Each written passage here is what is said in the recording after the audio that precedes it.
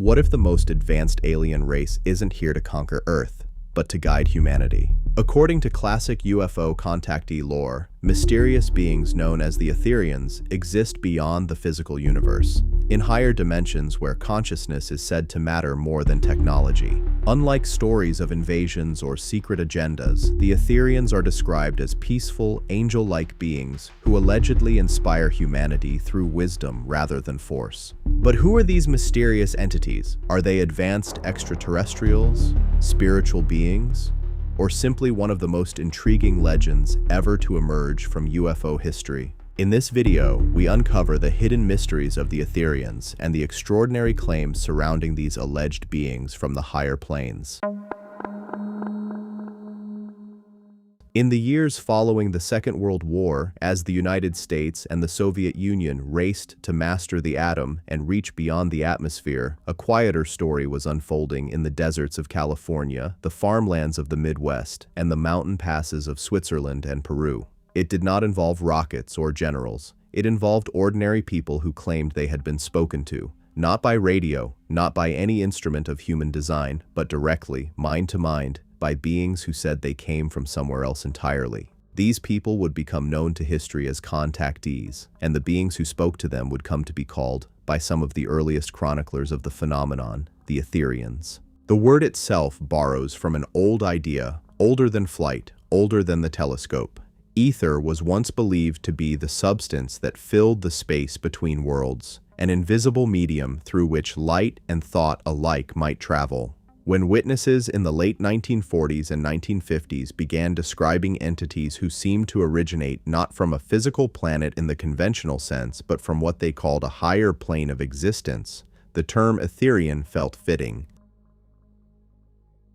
These were not, by most accounts, simply travelers from another star system in the way science fiction of the era imagined. They were described as beings who existed partially outside the dimension of matter altogether, using physical bodies and craft as a kind of vehicle or translation device to interact with a world still bound by gravity, time, and decay. The first wave of these accounts emerged in a period of tremendous anxiety. Nuclear weapons had just been used in war for the first time. The public had watched mushroom clouds rise over Japanese cities and understood, perhaps for the first time in human history, that the species now possessed the means to destroy itself entirely. It is against this backdrop that the earliest Etherian contact stories took shape, and the timing was, according to those who experienced it, not a coincidence at all. The beings who appeared to these witnesses consistently framed their arrival as a response to a moment of planetary crisis. Humanity had crossed a threshold, they said, and in doing so had drawn the attention of civilizations far older and, in their own telling, far wiser than our own. The contactees themselves were an unusual cross-section of American and European life. Some were desert prospectors and amateur astronomers. Others were spiritual seekers already immersed in theosophy, in the study of Eastern philosophy filtering slowly into Western consciousness, or in the metaphysical churches that had sprung up across the country since the turn of the century. What united nearly all of them was a claim that defied the expectations of the emerging science fiction genre that surrounded them. The beings they described were not cold, clinical, or menacing. They were, almost without exception, described as radiant, tall, fair-skinned, with high foreheads and large luminous eyes. Their voices, when heard, were said to carry a quality some witnesses struggled to put into words, a resonance that seemed to bypass the ear and settle directly into the chest. Many contactees, independently of one another, and often without any knowledge of each other's testimony, used strikingly similar language. They spoke of beings who radiated what they called unconditional love. They used the word angelic, not as a casual comparison, but as the closest available term in the human vocabulary for what they had witnessed. This is perhaps the detail that most distinguishes the Etherian narrative from the broader tapestry of UFO lore that would follow in later decades. The abduction accounts of the 1960s and beyond would often carry an undertone of violation, of medical procedures conducted without consent, of fear and confusion in sterile rooms. The Etherian contact experience, at least in its classic form, ran in the opposite direction entirely, Witnesses described being invited. They described feeling an overwhelming sense of peace in the presence of these beings.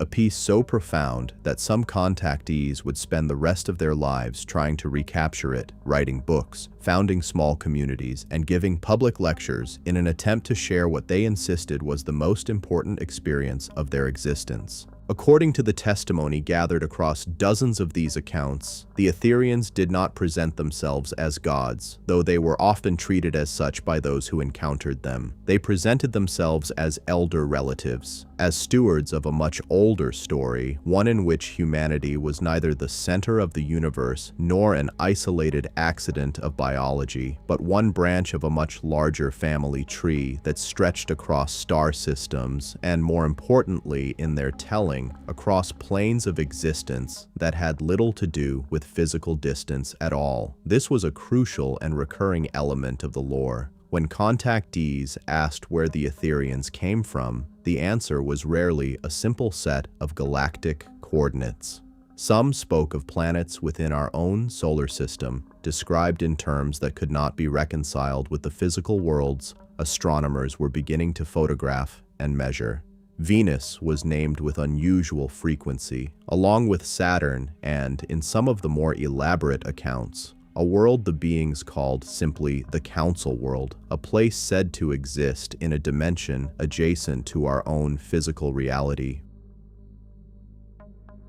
rather than at any fixed point in space. This apparent contradiction, a physical planet that could not be located physically, became one of the central puzzles of Etherian lore, and it is worth sitting with rather than dismissing outright, because the contactees themselves seemed to anticipate the confusion and offered an explanation that would recur again and again across independent testimonies. The Etherians, they said, did not inhabit matter in the same way human beings do. Their homeworlds existed at a higher vibrational frequency, a phrase that would become something of a signature of the movement, one that borrowed loosely from the vocabulary of early 20th century physics and mysticism alike. In this framework, physical matter was understood not as a fixed, solid thing, but as a slower, denser expression of the same underlying energy that made up everything else in existence, including thought, emotion, and consciousness itself. A being who had evolved beyond the need for dense physical embodiment, the contactees were told, could still interact with the physical world, could still land a craft in a desert or speak to a farmer on a mountain road, but did so by lowering their vibration temporarily, the way a radio might be tuned to a different frequency without changing the nature of the signal itself.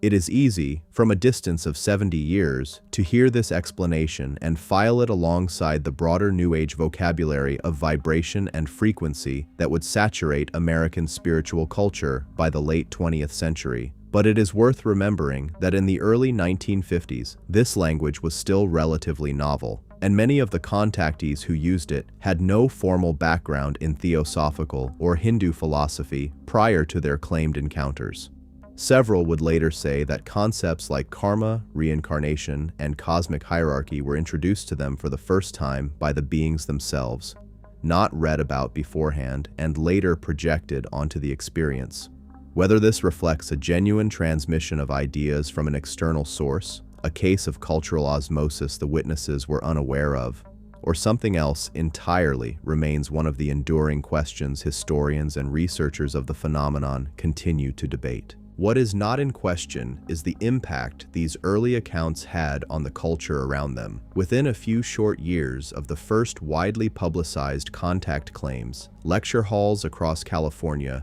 were filling with audiences eager to hear first-hand testimony. Self-published books moved through mail-order networks and small metaphysical bookshops, passed from hand to hand, often accompanied by grainy photographs of what were said to be Etherian scoutcraft, hovering silently above ridgelines or catching the light of a setting sun in a way that seemed, to believers, unmistakably deliberate.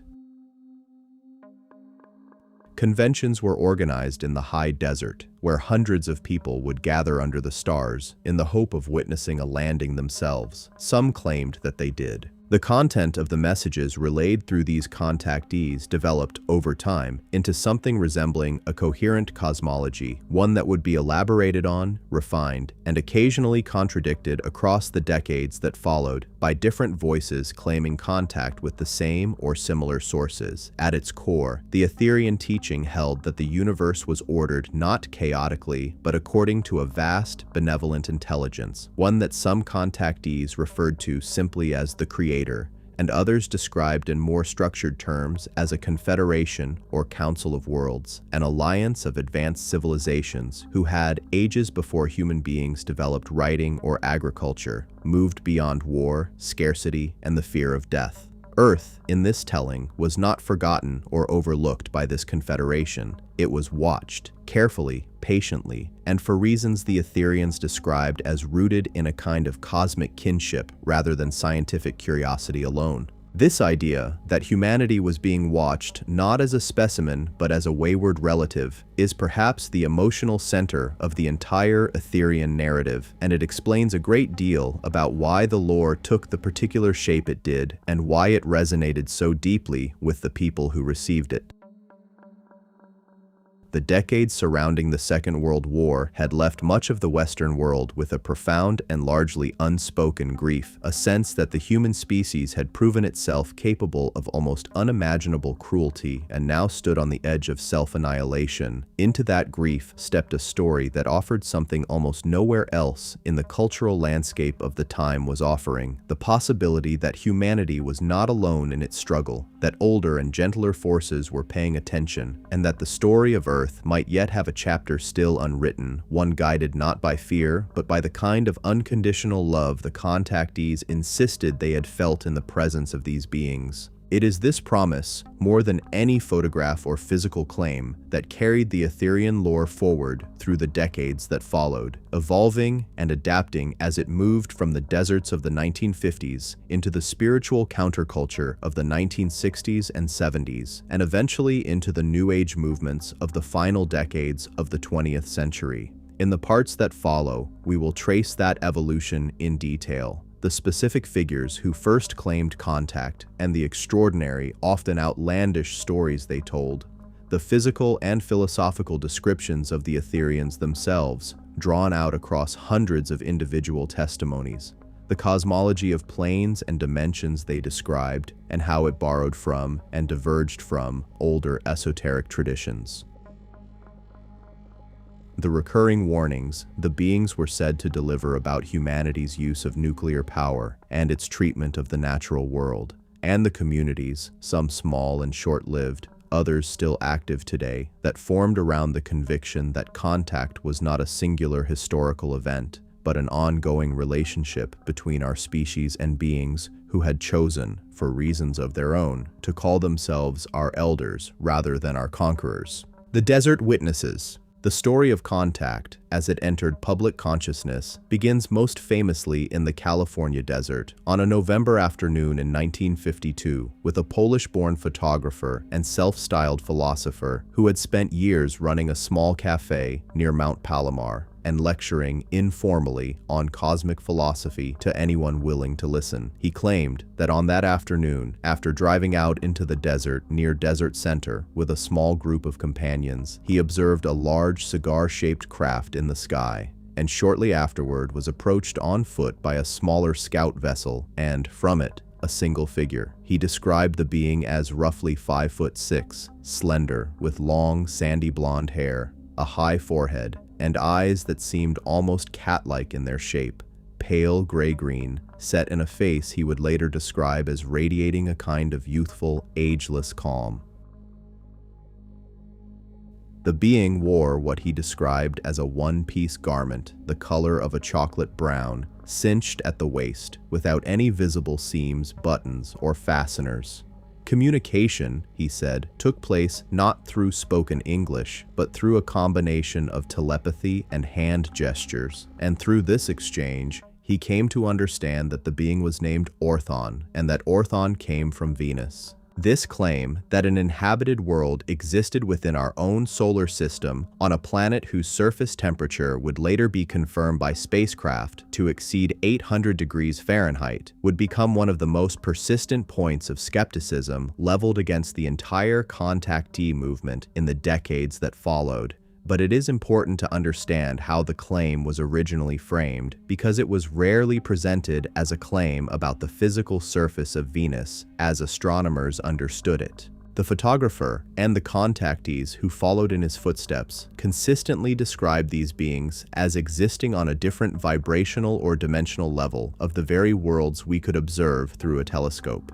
Venus, in this cosmology, was said to have an etheric or higher dimensional aspect entirely separate from its physical, superheated shell, an inhabited plane occupying the same general point in space but operating according to different physical laws entirely, invisible to any instrument built to detect only matter in its densest form. Whether or not one accepts this explanation, it was consistent, and it was repeated by contactee after contactee in the years that followed, suggesting either a shared cosmology being deliberately constructed and cross-referenced by these individuals, many of whom did know one another, or, as believers would insist, an independent confirmation of a genuine cosmic teaching. The Venus Contact of 1952 produced physical evidence that its author would spend the rest of his life defending, a plaster cast of a footprint said to be left by Orthon in the desert sand, marked with symbols the photographer would later claim were a form of extraterrestrial script, and a series of photographs taken through the eyepiece of his 6-inch telescope, showing what he described as motherships and scout craft against the night sky. These images would be reproduced in a best-selling book published in 1953, co-written with a British researcher, and the book's success turned its author into the most famous contactee in the world almost overnight. He would go on to claim repeated contact throughout the 1950s and 60s, including trips aboard Etherian craft to the far side of the moon, where he said he observed forests, cities, and snow-covered mountains, a description wildly at odds with the barren, airless lunar surface that photographic evidence from orbiting spacecraft would later confirm beyond dispute. He maintained his claims until his death in 1965, and though the scientific community dismissed his testimony almost entirely, his influence on the shape of contactee lore, its vocabulary, its cosmology, and its central cast of gentle, human-like visitors would prove impossible to overstate. He was not, however, alone, and it is a mistake to treat the desert contactee movement as the story of a single man. Roughly 150 miles to the east, at a rock formation known as Giant Rock, a former aviation engineer who had once worked for major American aircraft manufacturers began in 1952 to describe his own series of contacts, these conducted not through a physical face-to-face meeting in the desert sand, but through a combination of telepathic transmission and, according to his account, direct boarding of a landed craft. He described being taken aboard a Venusian scout ship and shown around its interior by a being he identified by name, a being who was said to belong to a much larger organizing body, an interplanetary council that some contactees would come to call the Ashtar Command after the name of one of its most frequently cited members. This engineer would go on to host an annual UFO convention at Giant Rock that by the late 1950s drew crowds estimated in the thousands.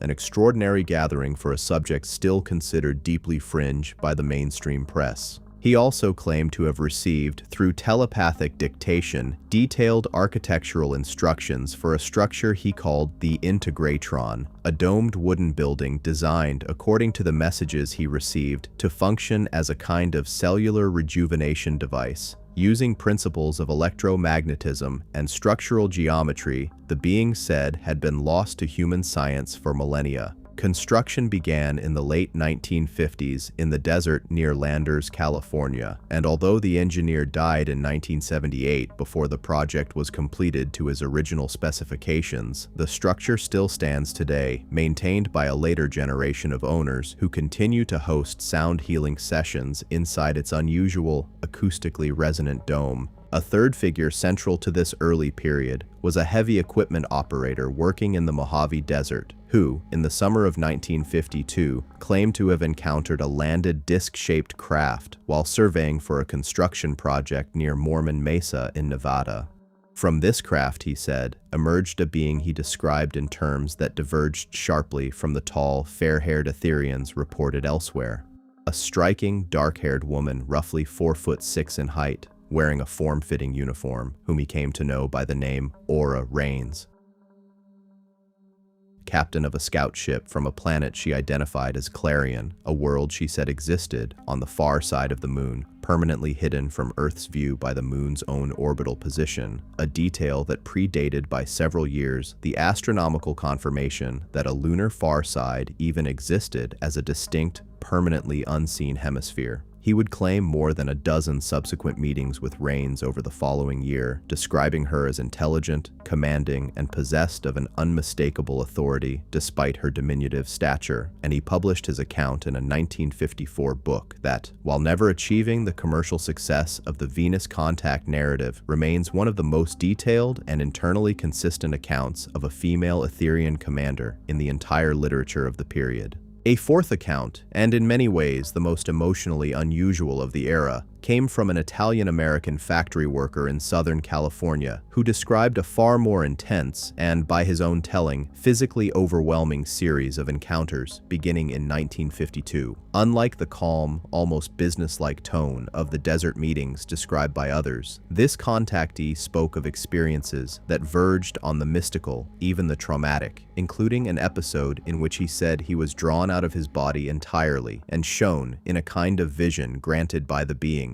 the full sweep of his own soul's journey across multiple lifetimes. He would later describe intense physical symptoms following his contacts, including burns he attributed to proximity with the craft, and a period of profound psychological crisis that he said was ultimately resolved only through continued communication with the beings, who he came to understand not merely as visitors, but as guardians who had, in some sense, been overseeing his life and spiritual development since childhood. His account, published in 1955, introduced into the wider contactee narrative a theme that would become increasingly central in the decades that followed: the idea that certain human beings were, in effect, chosen or seeded with a particular sensitivity or soul lineage that made them suitable vessels for contact, a concept that would evolve by the 1970s and 80s into the broader and still persistent belief in what practitioners would come to call starseeds or walk-ins, individuals who carried within them some fragment of extraterrestrial or higher dimensional origin. A fifth figure, an engineer working at a rocket propulsion research facility in the Mojave, offered perhaps the most technically detailed of the early contact narratives. He claimed that in the summer of 1950, while walking alone near the White Sands area late at night, he was addressed by a disembodied voice that instructed him to approach a landed craft, and that once aboard, he was flown at extraordinary speed to New York City and back within a span of roughly 30 minutes, a journey he described in specific technical terms involving what he called an anti-gravitational propulsion field that neutralized inertial forces on board the craft, allowing for accelerations that would otherwise have been fatal to a human passenger. He said the being who piloted the craft identified himself as Alan and explained that the mission of his people was not conquest or study in the conventional scientific sense, but observation of humanity's technological development, particularly its handling of atomic energy, framed explicitly as a species-level test of maturity. This contactee's account, published in 1954, stood out for its emphasis on technical explanation over mystical revelation, and it would go on to influence a distinct strand of the movement, more concerned with propulsion physics and craft mechanics than with the spiritual cosmology emphasized by others. Taken together, these 5 figures and the dozens of lesser-known contactees who followed in their footsteps throughout the remainder of the decade established the foundational vocabulary and cast of characters for what would become known as the Etherian contact movement. Despite significant differences in tone, physical description, and the specific worlds of origin claimed, a number of details recur with striking consistency across nearly all of these early accounts. Details that believers point to as evidence of a coherent underlying reality, and that skeptics point to as evidence of a shared cultural template being passed, consciously or unconsciously, from one contactee to the next through personal correspondence, shared lecture circuits, and a small but tightly networked publishing community centered in Southern California.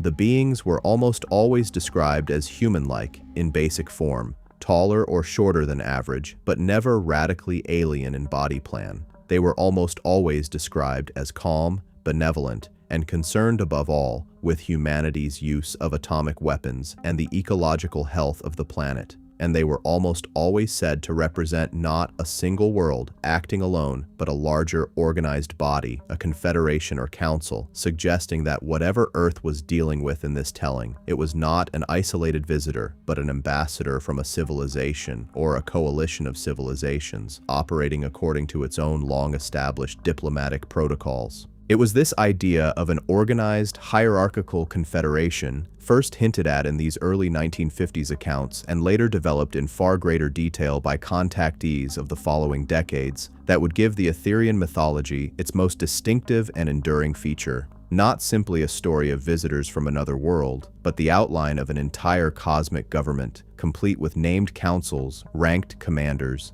and a stated mission spanning not years or decades, but what the beings themselves described as many thousands of years of quiet stewardship over a still young and still dangerous human species. In the part that follows, we turn to that structure directly, examining how the contactees describe the organization, purpose, and internal hierarchy of what came to be known across the movement as the Confederation, and the recurring figure of the being called Ashtar, who would become, in the decades after these first desert encounters, the single most frequently cited authority in the entire body of Etherian channeled testimony. The Confederation and the Command. By the middle of the 1950s, the individual and largely disconnected accounts of desert encounters had begun to coalesce into something more structured, a shared cosmology that contactees across the country, often without direct contact with one another, described in remarkably similar terms. At the center of this structure was an organization referred to most commonly as the Confederation, sometimes called the Federation of Planets,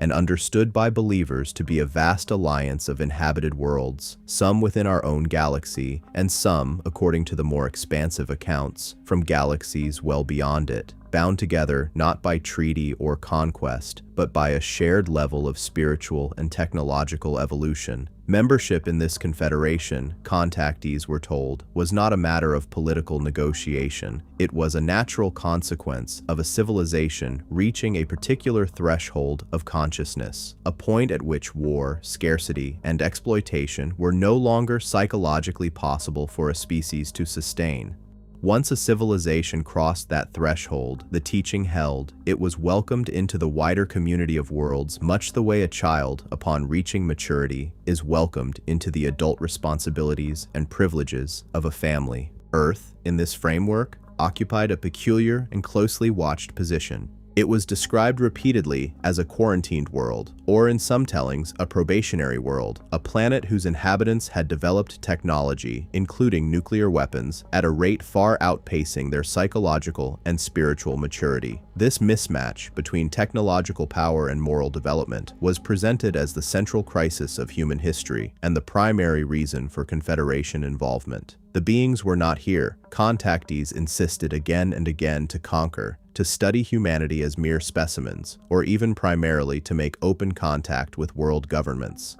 They were here, in the words used by numerous contactees independently, to monitor, to protect Earth from the worst consequences of its own technological adolescence, and to wait patiently for the moment when humanity would be spiritually ready for what was often called open contact, a formal public introduction between the Confederation and the human race as a whole. The most frequently cited authority within this structure was a being known as Ashtar, a name that first entered the contactee literature in the early 1950s through the engineer who hosted the giant rock conventions, and which would go on to become, by a wide margin, the most channeled and referenced entity in the entire history of the movement, cited by hundreds of subsequent contactees across the following 7 decades. Ashtar was described not as the ruler of the Confederation in any authoritarian sense, but as a commander, specifically the commander of a coordinated fleet of ships stationed, according to the testimony, in orbit around Earth and throughout the solar system, tasked with a mission. Contactees described using explicitly military-adjacent language borrowed, many researchers have noted, from the vocabulary of the Second World War and the emerging Cold War that so thoroughly shaped the anxieties of the era. This fleet, sometimes called the Ashtar Command and sometimes the Ashtar Galactic Command, was said to number in the tens of thousands of vessels, an armada whose stated purpose was defensive and custodial rather than aggressive,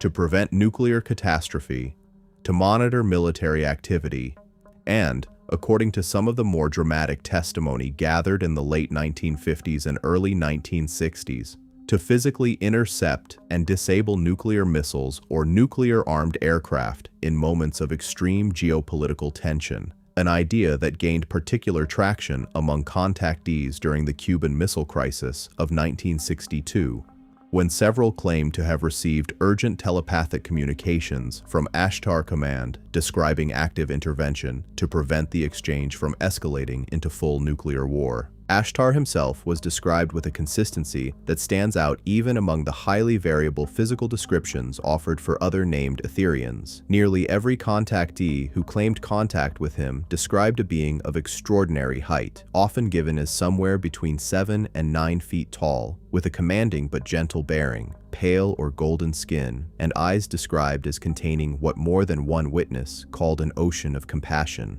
He was said to speak, whether through direct telepathic transmission or, in later decades, through human channels who claimed to receive and voice his words in trance states with a formal, almost archaic cadence, frequently addressing listeners as beloved ones or as brothers and sisters of light, language that would become instantly recognizable as a kind of dialect within the broader channeling movement, and that persists, largely unchanged, in Ashtar-related material produced as recently as the past several years. Beneath Ashtar, in this described hierarchy, were numerous other named commanders and representatives, each associated with a particular world, task, or region of responsibility. A being called Manka was frequently cited as an emissary specifically concerned with Earth's technological development and its relationship to atomic energy. A being called Corton was described in several accounts as a scientific officer aboard one of the larger motherships, tasked with explaining, in terms contactees struggled to fully retain or translate, the propulsion and energy systems that allowed Confederation craft to travel across such vast distances without the centuries of transit time that conventional physics would seem to require.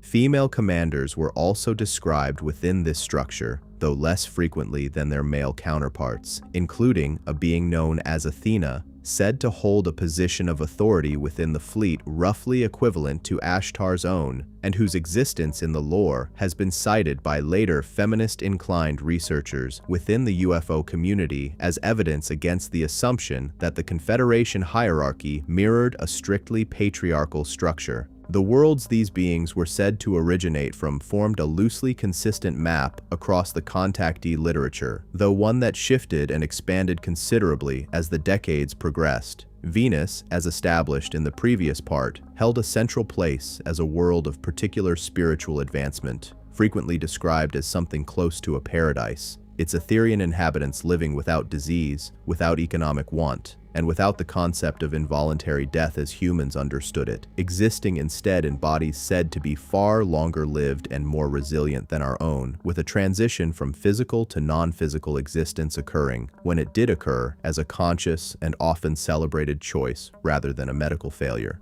Saturn was frequently cited as a kind of administrative or council center, the location, according to several contactees, of periodic gatherings of representatives from across the Confederation, meetings held not on the planet's physical surface, which even by 1950s astronomical understanding was known to be inhospitable, but within a described etheric or dimensional counterpart to the planet, again invoking the same higher vibration framework used to explain the apparent contradiction of an inhabited Venus. Beyond the solar system, contactees increasingly cited star systems that would become recurring names throughout the following decades of channeled material. The Pleiades star cluster, described as home to beings who bore an especially close physical resemblance to humans and who were frequently framed as having some ancient genetic or spiritual kinship with the human species itself, a theme that would be developed at enormous length by later contactees in the 1970s and 80s. The star Sirius, associated in the literature with more advanced technological and, in some tellings, more overtly diplomatic or governmental functions within the Confederation structure, and the constellation Arcturus, whose associated beings were consistently described as operating at a level of vibrational and spiritual advancement significantly beyond even the other Confederation worlds, functioning less as active fleet participants and more as a kind of distant, highly evolved guiding presence, occasionally described as almost too advanced to interact directly with human consciousness without some kind of intermediary. What is notable and worth pausing on is how this structure functioned less like a conventional mythology, with gods acting on impulse or personal motive, and more like an elaborate bureaucratic and military organizational chart, complete with named commands, stated chains of authority, defined missions, and specific operational responsibilities. Researchers who have studied the movement, both sympathetic and skeptical, have frequently observed that this structure mirrors, almost point for point, the organizational logic of the era in which it emerged, a post-war world freshly organized around the United Nations, NATO, and the vast command structures of modern militaries projected outward onto the cosmos itself. Believers within the movement have offered a different interpretation, arguing that this correspondence exists not because the contactees were unconsciously borrowing from Cold War military culture, but because organization, hierarchy, and coordinated purpose are simply necessary features of any sufficiently advanced civilization managing a task as vast as the Confederation's described stewardship of an entire, still developing world. Whatever its origin, this organizational framework gave the Etherian mythology a durability that a looser, less structured set of claims likely would not have achieved. It provided a shared vocabulary, a shared cast of named figures, and a shared sense of ongoing narrative that individual contactees could contribute to and expand upon without contradicting the broader story, much the way successive authors might add new material to a long-running shared universe.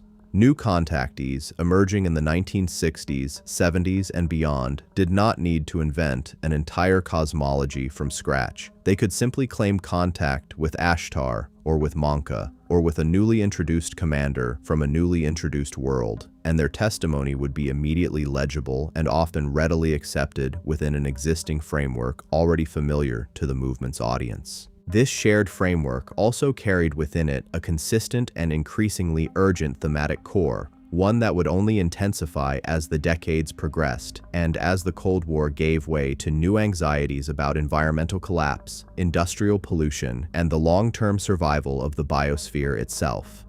In the part that follows, we turn directly to the content of the messages the Etherians were said to deliver, examining in detail the recurring warnings about nuclear weapons, the repeated calls for planetary stewardship and ecological responsibility, and the broader spiritual philosophy the beings were said to offer as the necessary antidote to the crisis they insisted humanity had brought upon itself. The warning and the teaching. If the organizational structure of the Confederation gave the Etherian mythology its shape, the content of the messages attributed to these beings gave it its emotional and moral weight, and it is here, in the actual substance of what contactees claimed to hear, that the movement reveals itself most clearly as a product of its historical moment, while also articulating concerns that would only grow more pressing as the 20th century wore on. Across virtually every major contact account of the 1950s, one theme surfaces with almost ritual regularity: a warning about the danger posed by nuclear weapons, delivered not as abstract political commentary, but as an urgent, almost pleading message from beings who describe themselves as having watched other civilizations on other worlds destroy themselves through precisely this kind of technological overreach. The framing of this warning was consistent in its broad strokes, even as its specific details varied from contactee to contactee. Humanity, the beings reportedly explained, had achieved something genuinely remarkable in splitting the atom, a scientific accomplishment the Etherians did not dismiss or belittle. But the achievement had come too quickly, arriving in the hands of a species that had not yet learned to master its own aggression, its own tribalism, or its own capacity for fear-driven decision-making. This was described in the language used by the Venus contact of 1952 and echoed by numerous contactees afterward as an imbalance between technological power and spiritual maturity, a phrase that would become one of the defining conceptual frameworks of the entire movement. A being who has mastered the atom without first mastering the self, the teaching held, is a being in possession of a power he does not yet understand how to hold safely, not unlike, several contactees would relate the metaphor, handing a loaded weapon to a child.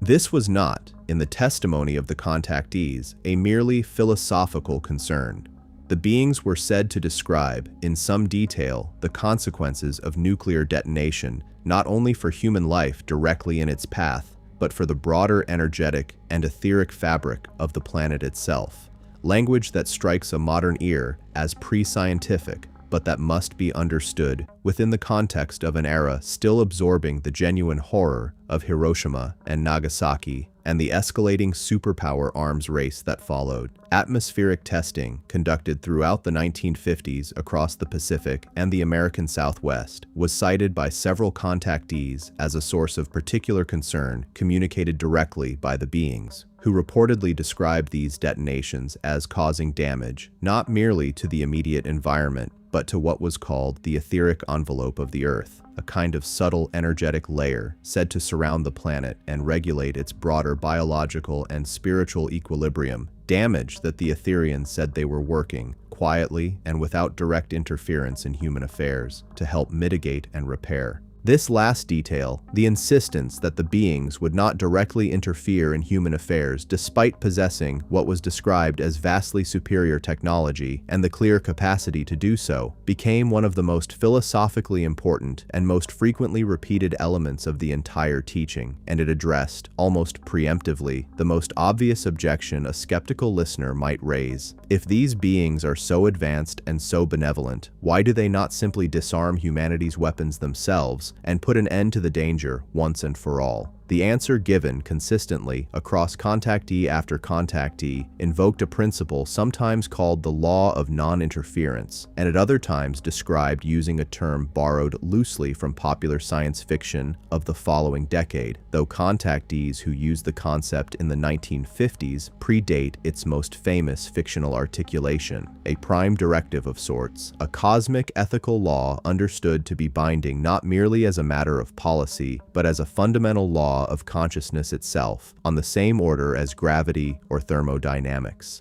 According to this principle, every sentient species possesses the inalienable right to determine its own destiny, including the right to make catastrophic mistakes, a more advanced civilization interfering directly in the free will of a less advanced one, even with the best of intentions, even to prevent a war or a nuclear catastrophe, was described as a violation so fundamental that it would cause harm to the intervening civilization's own spiritual development, a kind of cosmic law of consequence that applied even to beings who possessed the technical power to act. This was, contactees were told, the reason the Etherians confined their assistance to observation, to quiet energetic support, to occasional and carefully limited interventions, such as the missile-disabling incidents some contactees described during moments of extreme crisis, and, most centrally, to the sharing of teachings offered freely to those human beings receptive enough to listen, but never imposed, and never substituted for humanity's own responsibility to choose its path.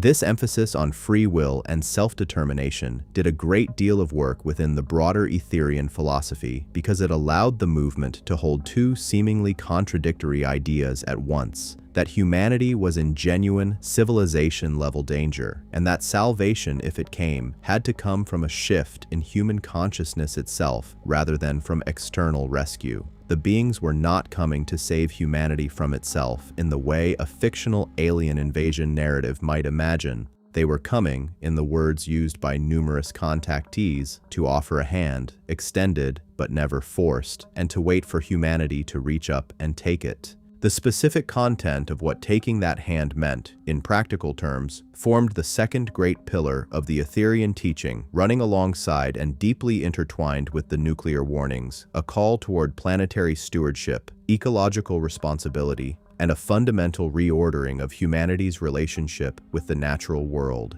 This theme, notably, appears in contactee literature well before the American environmental movement achieved its own broader cultural momentum in the following decade, and researchers sympathetic to the contactee movement have pointed to this as evidence of a genuinely prescient teaching, arriving years ahead of mainstream ecological concern, while skeptics have noted that concern over industrial pollution, deforestation, and the degradation of natural landscapes was already present in certain strands of American conservationist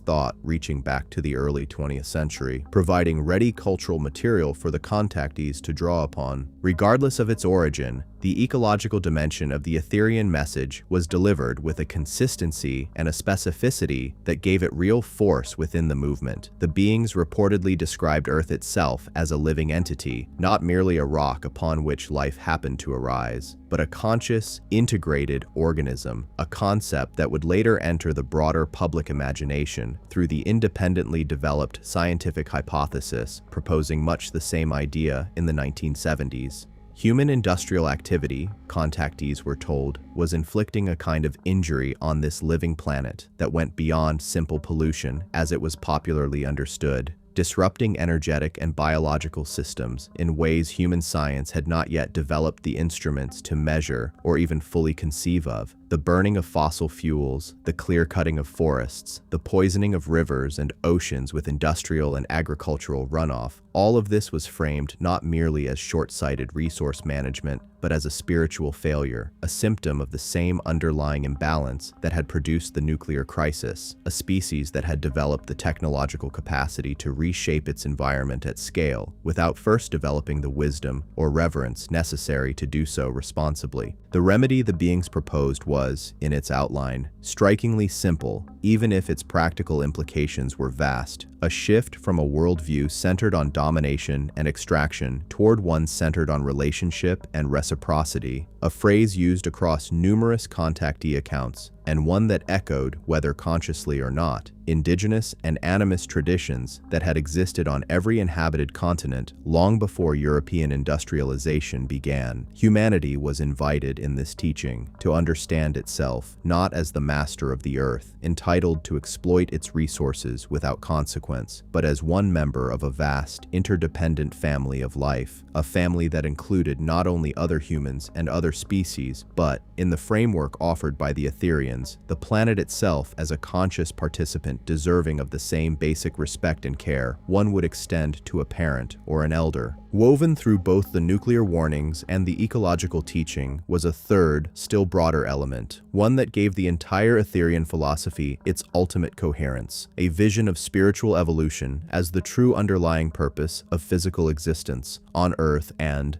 the beings insisted, throughout the universe.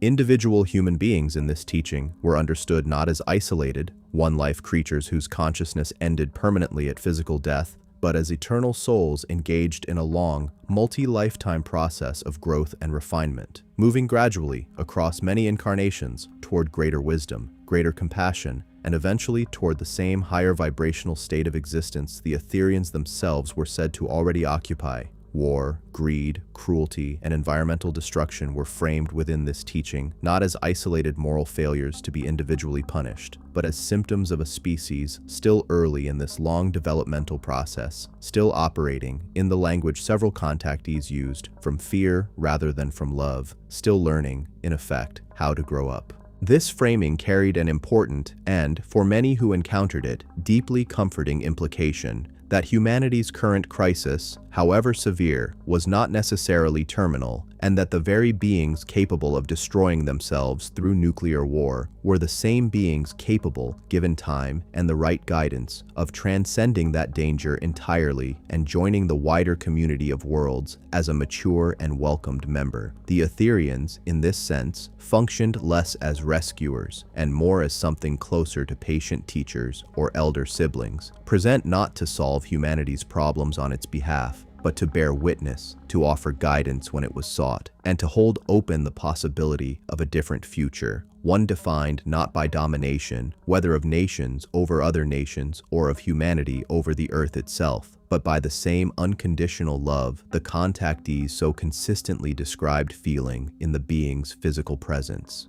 It is this combination, an urgent warning paired with a fundamentally hopeful teaching, that likely accounts for much of the movement's staying power across 7 decades of American and, increasingly, global spiritual culture. A message of pure doom offers little for a community to build around beyond fear. A message of pure reassurance, with no underlying stakes, offers little urgency. The Etherian teaching offered both at once, real danger and a real, achievable path beyond it, contingent not on political action or technological breakthrough, but on the far more intimate and, to many listeners, far more hopeful project of individual and collective inner transformation. In the part that follows, we turn to the physical and behavioral descriptions of the Etherians themselves in far greater detail, examining the specific accounts of their appearance, their craft, their manner of communication, and the recurring physiological and cultural details that distinguish them so sharply from the colder, more clinical alien archetypes that would come to dominate American popular culture in the decades after these early contact claims.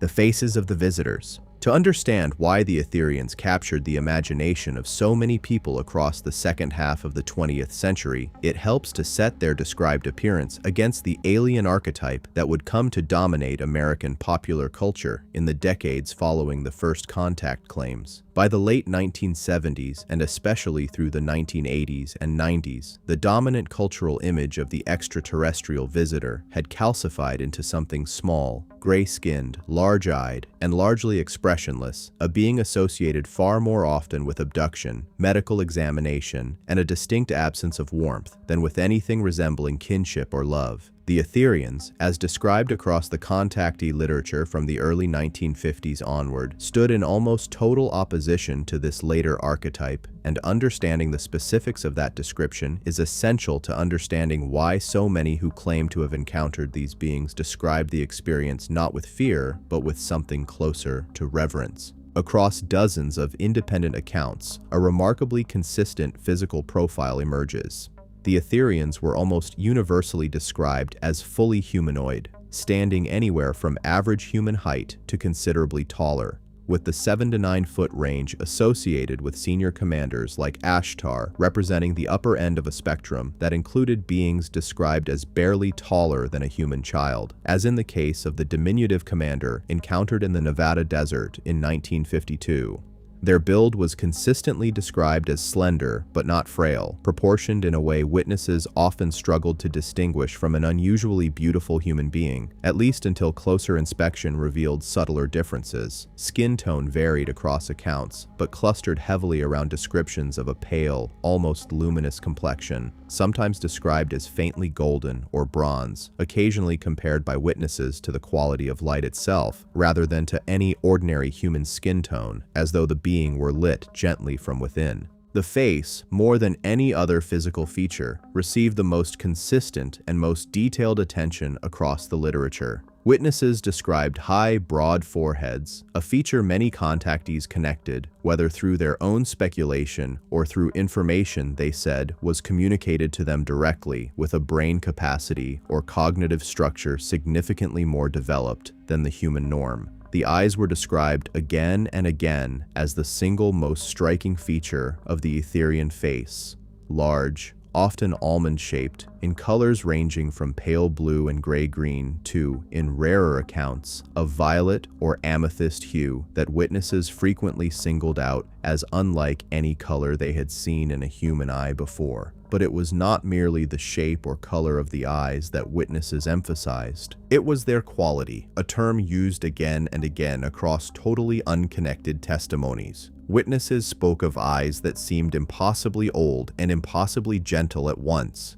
Eyes that conveyed what more than one contactee described as an entire lifetime of understanding in a single glance. Eyes through which several witnesses insisted they felt they were being read completely, every thought and every fear laid bare, and yet met with total, unconditional acceptance rather than judgment. Hair, where described, was most often blonde, light brown, or occasionally a pale silver regardless of the being's apparent age, worn long by both male and female Etherians in a manner that struck many mid-century American witnesses as unusually feminine for a male figure, a detail some contactees noted was initially disorienting given the more rigid gender presentation norms of the era in which they were raised. Clothing was described with unusual consistency across the literature. Close-fitting, one-piece garments, most often in muted, solid colors such as brown, gray, silver, or a deep blue, occasionally marked with a symbolic insignia at the chest or shoulder said to denote rank, planetary origin, or role within the Confederation structure, but never described as ornate, decorative, or reflective of anything resembling human fashion, vanity, or hierarchy expressed through material display. Several contactees noted the complete absence of visible seams, zippers, buttons, or fasteners on these garments, describing the fabric as seeming to have been formed rather than sewn, and some speculated that the clothing itself, like the craft the beings traveled in, was manufactured using a technology capable of shaping matter directly rather than assembling it from separate parts, a detail that, whatever its literal accuracy, reinforced the broader theme running through the entire mythology of a civilization operating according to principles of unity and integration rather than the fragmentation and separation the contactees associated with modern industrial human life.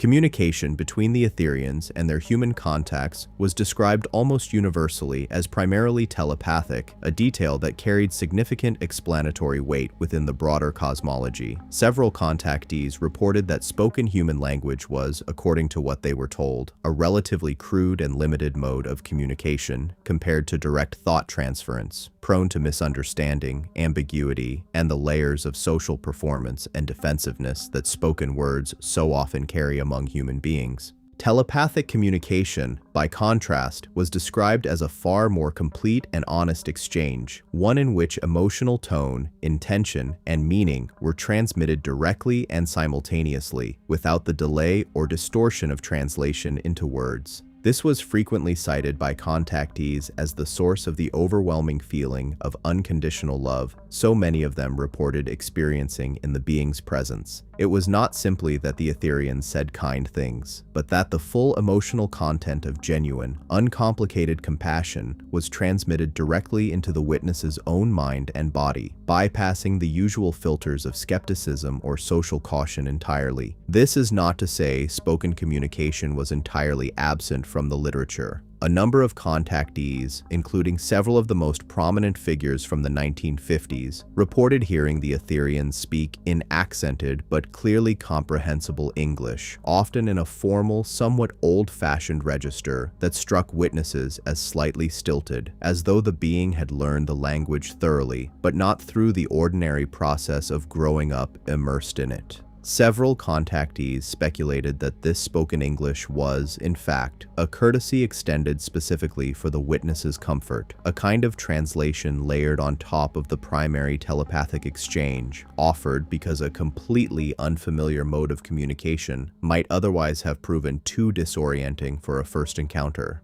Behaviorally, the Etherians were described with a consistency that reinforced their role as elder guides rather than conquerors or clinical researchers. Witnesses described an almost universal quality of patience, an unhurried, deliberate manner that stood in sharp contrast to the anxious, time-pressured pace of mid-century industrial human life. Several contactees noted that the beings never seemed to rush an interaction, never displayed irritation or impatience, even when a witness struggled to understand a concept or asked what might have seemed, from a vastly more advanced perspective, an elementary or naive question. Humor, too, appears in the literature more often than casual familiarity with the movement might suggest, with several contactees describing moments of genuine warmth and even playfulness in their encounters, a detail that humanizes the beings considerably and that stands in further contrast to the sterile, almost robotic effect that later abduction literature would associate with the gray alien archetype.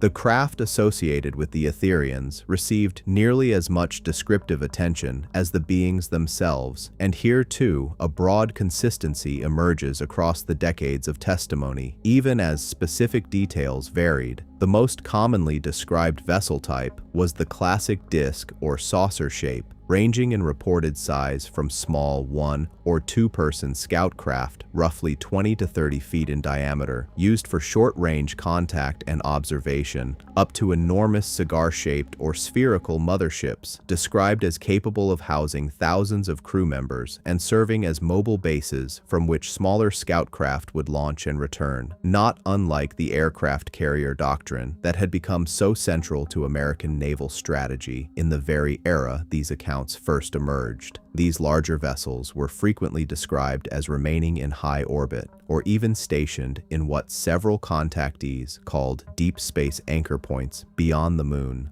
only occasionally entering Earth's lower atmosphere, and typically doing so cloaked or rendered invisible to ordinary human perception through what was described as a kind of vibrational shielding. A technology contactees said explained why sightings of the smaller, more frequently descending scout craft vastly outnumbered any reported sighting of the larger vessels themselves. The propulsion technology attributed to these craft was described in terms that, while unavoidably speculative and often vague, given the technical limitations of the witnesses reporting them, formed a consistent conceptual thread across the literature, a means of travel that did not rely on conventional rocketry or reaction propulsion at all, but instead involved the direct manipulation of gravitational, or, in the vocabulary several contactees used, etheric fields surrounding the craft, allowing it to move at extraordinary speed, change direction instantaneously without any visible inertial effect on its structure or crew, and, in the accounts of longer interplanetary or interstellar travel, to bridge vast distances not by traveling through ordinary space at high velocity, but by some means of folding or bypassing space entirely, a concept contactees described in language that anticipated, sometimes with startling specificity, theoretical propulsion concepts that would not enter mainstream physics discourse for several more decades. Sound and light were frequently described as inseparable from these crafts' operation. Witnesses reported a low humming tone, sometimes felt more than heard, accompanying a craft's approach and departure, along with a characteristic play of light along the vessel's outer surface, described variously as a soft glow, a shimmering distortion of the air immediately surrounding the hull, or, in several accounts, a full shift in the visible color of the craft's surface, correlating with changes in its speed or altitude, moving through pale blues and silvers at rest toward a deeper amber or reddish hue during rapid acceleration. Taken together, this composite portrait, tall and gentle beings, communicating primarily through thought, wearing simple seamless garments, piloting silent and luminous craft powered by principles beyond conventional human physics, formed the visual and behavioral template that would define the Etherian archetype for decades to come, distinguishing it clearly from the darker, more clinical alien narratives that would eventually come to dominate American UFO culture from the late 1970s onward. It is worth noting, and we will return to this in later parts, that the two archetypes were not entirely walled off from one another. Some contactees and researchers within the movement have proposed that the more troubling abduction accounts of later decades involved an entirely different, less benevolent extraterrestrial presence, distinct from the Etherians, and, in some tellings, actively opposed by them, framing the Confederation not merely as teachers, but as literal protectors standing between humanity and other, far less well-intentioned visitors. In the part that follows, we examine this darker undercurrent directly, along with the broader question of skepticism, fraud, and psychological explanation that has surrounded the Etherian phenomenon since its earliest days, and how believers within the movement have responded to these challenges across 7 decades of public scrutiny. Skeptics, frauds, and the shadow contacts. No account of the Etherian phenomenon can be considered complete without a serious examination of the skepticism that met it from nearly the moment it entered public awareness. Skepticism that came not only from mainstream scientists and journalists, but notably from within the broader UFO research community itself, many of whose members took sightings and physical evidence seriously while regarding the elaborate contact narratives of the 1950s desert prophets with open suspicion. Understanding this critical response is essential not to dismiss the Etherian lore, but to understand the full shape of the phenomenon as it actually unfolded in American culture. The most immediate and persistent line of criticism concerned physical evidence, or rather, the consistent inadequacy of it. The plaster footprint cast produced by the Venus contactee of 1952 was examined by researchers who noted that the symbols pressed into it bore little resemblance to any coherent linguistic or mathematical system, and appeared to several analysts more consistent with a carved wooden or rubber stamp than with a genuinely alien artifact. His photographs of motherships and scout craft, when studied by photography experts in subsequent decades, were compared unfavorably to known methods of the era for producing convincing hoax images, including suspended models photographed against the sky, double exposures, and the use of common household objects such as light fixtures or chicken feeders, an object whose general silhouette bears an unfortunate resemblance to the classic saucer shape and which skeptical researchers have specifically identified in at least one image released by a contactee of this period. No physical sample, no verified fragment of craft material, no piece of alien technology recovered from any of these encounters was ever subjected to laboratory analysis that produced a result inconsistent with terrestrial origin. Beyond the physical evidence, critics pointed to the financial structure that grew up around several of the most prominent contactees, noting that lecture tours, book sales, and, in some cases, the sale of photographs and further self-published materials provided these individuals with a livelihood, and in some cases with a level of fame and income that would not have been available to them through their prior occupations as photographers, aviation workers, or heavy equipment operators. This does not, by itself, prove fraudulent intent, since sincere believers can also benefit financially from sharing what they genuinely believe to be true. But it is a pattern researchers have consistently flagged as worth accounting for, particularly in cases where a contactee's claims grew more elaborate, more frequent, and more lucrative over time. Psychological explanations offered by researchers outside the movement have ranged considerably in their specifics, but tend to cluster around a handful of recurring frameworks. Some researchers have pointed to the broader category of experiences, now sometimes described in sleep science as hypnagogic or hypnopompic hallucination, vivid, often deeply realistic perceptual experiences occurring in the transitional states between wakefulness and sleep, which can include the strong sensation of a presence in the room, bright lights, and even a sense of communication with a being, all reported by individuals with no history of psychiatric illness and under circumstances that feel, to the experiencer, entirely real and entirely distinct from an ordinary dream.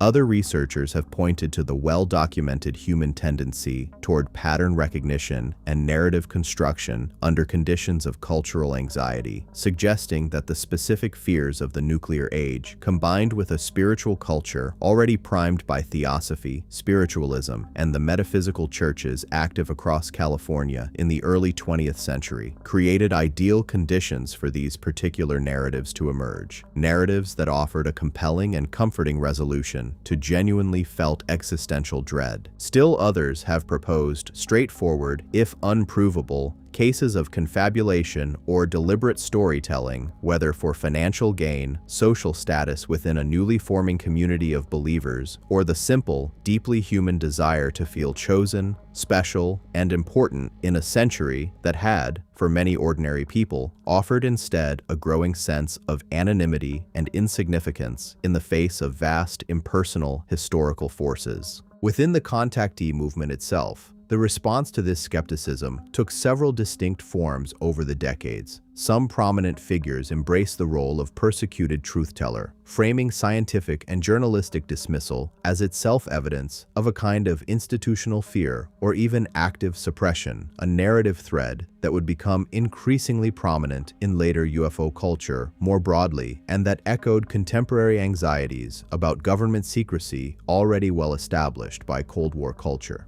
Others took a more conciliatory approach, acknowledging that physical proof in the conventional scientific sense might never be forthcoming precisely because, as the underlying cosmology held, the Etherians and their craft operated at a vibrational level not fully accessible to instruments designed to measure only dense physical matter, an explanation that, whatever one makes of its literal truth, had the practical effect of making the entire framework largely unfalsifiable, a criticism philosophers of science and skeptical researchers alike have leveled at the movement with some consistency. It is worth pausing on this question of unfalsifiability directly because it represents perhaps the most substantive intellectual challenge to the Etherian framework as a whole, a claim structured so that no possible absence of physical evidence can ever count against it because any such absence is explained by the very same framework that produced the original claim, sits outside the boundaries of what can be tested or verified through ordinary empirical methods.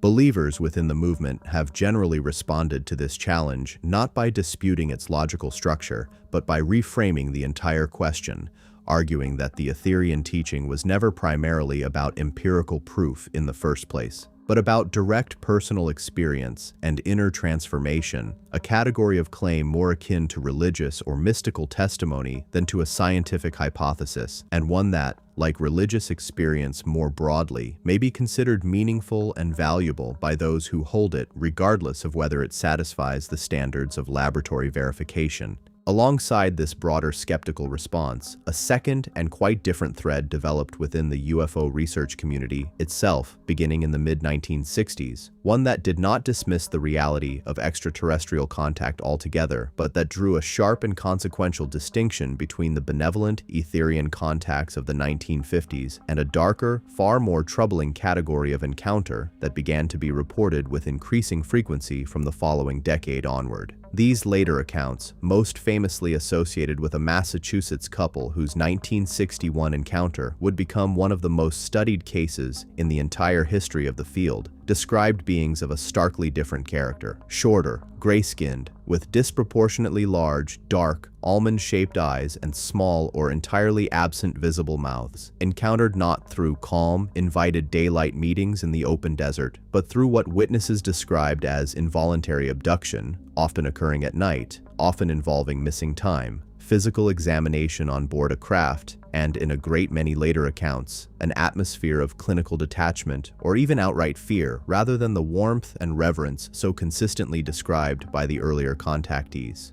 The relationship between these two categories of beings, the tall, luminous, benevolent Etherians of the 1950s desert encounters, and the smaller, colder, more clinical entities of the abduction literature that followed, became a subject of considerable debate within the wider UFO community, one that persists in various forms to this day. Some researchers proposed that these represented two entirely distinct extraterrestrial or interdimensional presences, unrelated to one another, each responsible for its own separate category of encounter. Others, working more explicitly within the framework of the original contactee cosmology, proposed something more elaborate, that these gray-skinned beings represented a separate faction entirely, one whose motives toward humanity were far more ambiguous or even outright hostile, and that the Confederation, including Ashtar and his fleet, functioned in part as a protective presence, actively working to limit the influence and activity of this other group, a narrative that recast the entire abduction phenomenon of the following decades not as evidence against the benevolent contactee narrative, but as its dark mirror, proof of exactly the kind of danger the Etherians had always warned might exist alongside their own gentler, more welcome presence. This framework, sometimes referred to within later movement literature as the distinction between service to others and service to self extraterrestrial factions, drawing explicitly on a spiritual vocabulary of altruism versus self-interest that would become increasingly central to the movement's teaching from the 1970s onward, allowed the Etherian mythology to absorb and account for the growing and increasingly public abduction phenomenon without abandoning its own foundational optimism. Rather than the darker accounts undermining the earlier, gentler ones, they were folded into an even larger cosmic narrative, a universe populated not by a single undifferentiated category of alien visitor, but by many different civilizations at many different levels of spiritual development, some genuinely benevolent, some genuinely otherwise, locked in a subtle, largely unseen contest for influence over a young and vulnerable species, still deciding, in the language of the teaching, which path it would ultimately choose to walk. Whether one finds this explanatory framework persuasive or simply an elegant piece of narrative accommodation designed to preserve belief in the face of contradictory evidence, its existence tells us something important about how the Etherian mythology survived and adapted across 7 decades of cultural change, scientific scrutiny, and the emergence of new and often darker categories of reported extraterrestrial encounter. In the part that follows, we move from the movement's response to skepticism and its internal mythological accommodations toward the specific communities and organizations that formed around the Etherian teaching from the 1950s through the 1970s, the churches, study groups, and intentional communities that emerged to carry the message forward, and the particular figures who took the early, loosely connected contactee testimonies and shaped them into lasting institutions. Churches of the Sky. The individual testimonies of the early desert contactees might well have faded into obscurity, remembered only as curious footnotes to post-war American culture, had they not been taken up and institutionalized by a handful of organizers who understood that a shared belief, however extraordinary its origins, requires structure, community, and continuity if it is to survive beyond the lifetime of its original messengers. Beginning in the mid-1950s and continuing in various forms through the present day, a series of organizations emerged specifically to preserve, systematize, and expand upon the Etherian teaching, transforming what had begun as a loose collection of individual contact claims into something closer to organized religious movements, complete with regular services, structured teachings, and, in several notable cases, physical properties and buildings dedicated to the ongoing work of contact and spiritual instruction. Among the earliest and most enduring of these organizations was one founded in Los Angeles in 1954 by a husband and wife team, he a former hospital orderly and she a woman who had already established herself within Southern California's active metaphysical and spiritualist scene as a trance channel of considerable local reputation. Their organization, structured explicitly as a nonprofit religious body,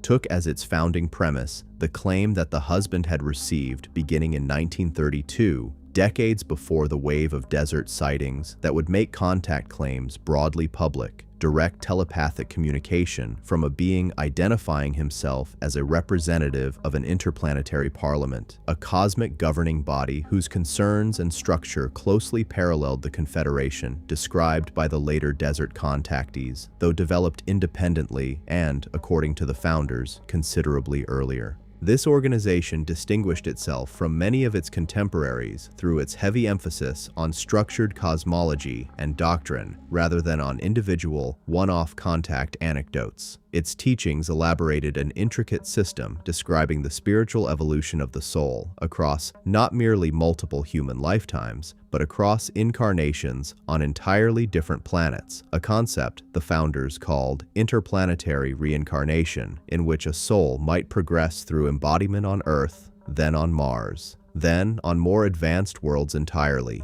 each stage representing a further refinement of consciousness on a long journey toward what the teaching described as spiritual perfection. Its founders produced an enormous body of written material over the following decades, channeled texts describing the karmic history of Earth, the fall and eventual redemption of the human soul, and detailed accounts of what they described as past planetary civilizations, destroyed by precisely the kind of technological and moral imbalance the Etherians of the desert contacts had warned against. The organization is perhaps best known today, even among those with only passing familiarity with contactee history, for a single recurring public ritual it began holding in the early 1970s, and has continued, with only occasional interruption, into the present day. An annual gathering typically held near the group's headquarters in El Cajon, California, at which members construct a large ceremonial vessel formed from paper, wood, and other combustible materials, intended to represent a physical starship. Into this structure, participants place written accounts of past traumas, negative memories, and what the group's teaching describes as karmic residue accumulated across the soul's many incarnations, material believed to weigh down the spirit and prevent its full ascension. The structure is then ceremonially burned, an act the group frames as a symbolic release of this accumulated negative energy, clearing the way, in the group's stated belief, for the eventual physical landing of an enormous alien fleet said to be waiting in orbit for humanity, and particularly the group's own membership, to reach a sufficient state of collective spiritual readiness. This landing has been predicted, revised, and postponed on numerous occasions since the group's founding, a pattern common to millenarian religious movements throughout history, and one that has drawn considerable scholarly attention from researchers of new religious movements interested in how such groups psychologically and organizationally manage the recurring experience of failed prophecy without collapsing entirely, often, as this group and others like it demonstrate, by reframing the failed date not as a disproof of the underlying belief, but as evidence of humanity's continued unreadiness, thereby preserving the core teaching while indefinitely extending its timeline. A second major organization, founded in England in 1955 and subsequently establishing a significant presence in the United States, took a somewhat different institutional form, structuring itself explicitly as a church, complete with ordained ministers, regular Sunday services, and a formal system of religious philosophy, while maintaining at its doctrinal core the claim that its founder, a former mining engineer and metaphysical author, had received extensive telepathic contact beginning in 1954 from a being identifying himself as a representative of an interplanetary organization operating in service of what the teaching called the Cosmic Masters, a category of highly evolved beings said to include not only extraterrestrial visitors, but also spiritually ascended human teachers from Earth's own history, effectively merging the Etherian contact narrative with older theosophical concepts of ascended masters that had circulated in esoteric circles since the late 19th century. This organization's teaching placed particular emphasis on what it called spiritual energy transmission, developing an elaborate practice around the concept of prayer as a literal, measurable form of spiritual power that could be collected, stored, and directed toward specific healing or protective purposes, not unlike electrical energy stored in a battery. The organization constructed and continues to operate what it describes as a spiritual power radiator, a device its members charge through collective group prayer and meditation, and which the organization's literature claims has been used, at the specific instruction of its extraterrestrial contacts, to direct healing energy toward particular geographic locations experiencing crisis, natural disaster, or conflict. The organization also developed an annual charitable practice, framed explicitly as an act of planetary service, consistent with the Etherian emphasis on selfless contribution to the wider community, in which members undertake physically demanding pilgrimages up mountains in England and elsewhere as both a spiritual discipline and a fundraising exercise for various charitable causes, a practice that continues to the present day and represents one of the longest continuously operating traditions to emerge directly from the 1950s contactee movement. A third significant strand of institutional development came not through a single formal church, but through the network of desert conventions, informal study groups, and small publishing operations that grew up around the engineer who had hosted the giant rock gatherings and constructed the integratron described in an earlier part of this account. Rather than consolidating into a single hierarchical organization, this strand of the movement remained comparatively decentralized, functioning more as a loose ecosystem of independent teachers, self-published authors, and small local study circles, connected by shared attendance at conventions, overlapping correspondence networks, and a shared body of core teachings and terminology rather than by formal institutional membership. This decentralized structure proved, in some respects, more resilient over the long term than the more tightly organized churches, since it did not depend on the continued leadership or charisma of any single founding figure and could absorb new contactees, new teachings, and new interpretations without requiring formal doctrinal revision from a central authority. Across all of these organizational forms, whether tightly structured church, prophecy-driven communal group, or loose decentralized network, a number of common features consistently appear, offering insight into what the Etherian teaching provided its adherents beyond the simple factual claim of alien contact itself. Nearly all of these organizations placed strong emphasis on community and belonging, offering members a defined social structure, regular gatherings, and a shared sense of purpose that many participants, particularly in the alienating, rapidly suburbanizing landscape of post-war American life, found difficult to access elsewhere. Nearly all of them offered a coherent, comprehensive explanation for both personal suffering and global crisis, situating individual hardship within a vastly larger cosmic narrative of soul evolution and planetary transformation, a framework that many adherents have described, in their own testimony, as providing a sense of meaning and purpose considerably more satisfying than what they experienced within either mainstream religious institutions or the secular scientific worldview of the era. And nearly all of them offered their members a role, however modest, in a story of genuine cosmic significance, an antidote, however one wishes to characterize its ultimate truth value, to the sense of insignificance and anonymity that so many social observers of the mid-20th century identified as a defining psychological burden of modern industrial life. These organizations did not remain static through the decades that followed their founding. As we will see in the part ahead, the countercultural upheavals of the 1960s and the broader spiritual transformation of the 1970s and beyond would reshape the Etherian teaching considerably, drawing it into closer contact with Eastern philosophy, the emerging environmental movement, and eventually the channeling boom of the 1980s, a period in which the contact experience itself would shift decisively away from the physical, face-to-face desert encounters of the founding generation and toward a new, primarily trance-based and psychically mediated form of communication that would define the movement's second great wave and introduce it to a far larger and more mainstream American audience than the original contactees had ever reached.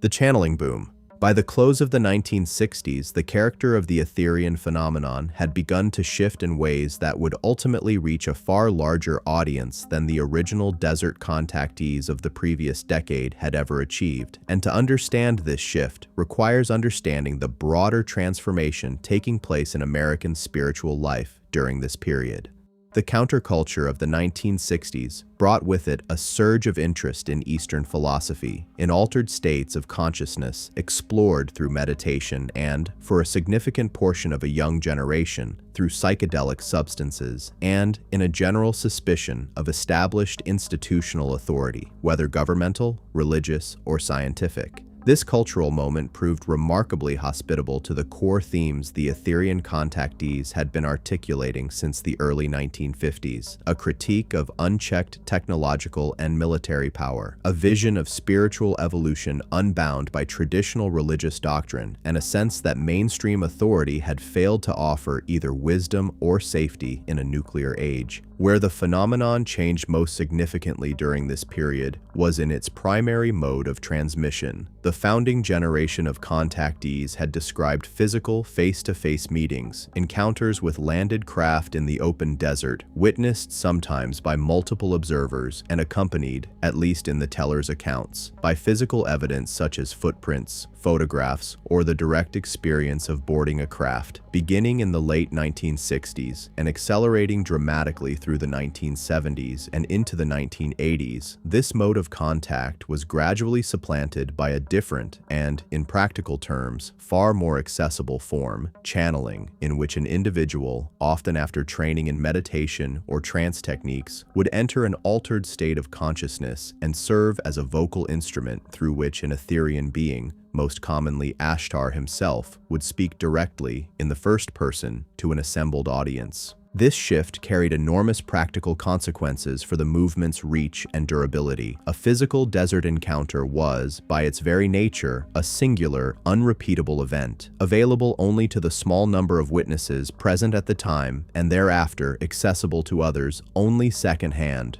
through the contactee's own retelling, writing, or lecturing. Channeling, by contrast, could in principle be repeated indefinitely, performed in a living room, a rented hall, or eventually a recorded broadcast, available to be witnessed directly and repeatedly by an ever-expanding audience, without any dependence on the unpredictable timing of an alleged physical landing. It also lowered considerably the barrier to entry for new voices to enter the movement. Where the 1950s contactees had, for the most part, claimed a single dramatic, unrepeatable initiating event, often an unbidden encounter in the desert, the channeling model allowed any sufficiently trained or naturally gifted individual to claim ongoing, regular contact through meditation and trance practice, and the 1970s and 1980s saw a substantial proliferation of channels claiming to speak for Ashtar, for other named Confederation figures, and increasingly for a widening cast of newly introduced beings associated with the Pleiades, Sirius, Arcturus, and other star systems that had featured only briefly in the earlier literature, but which now became the subject of extensive, book-length channeled teaching.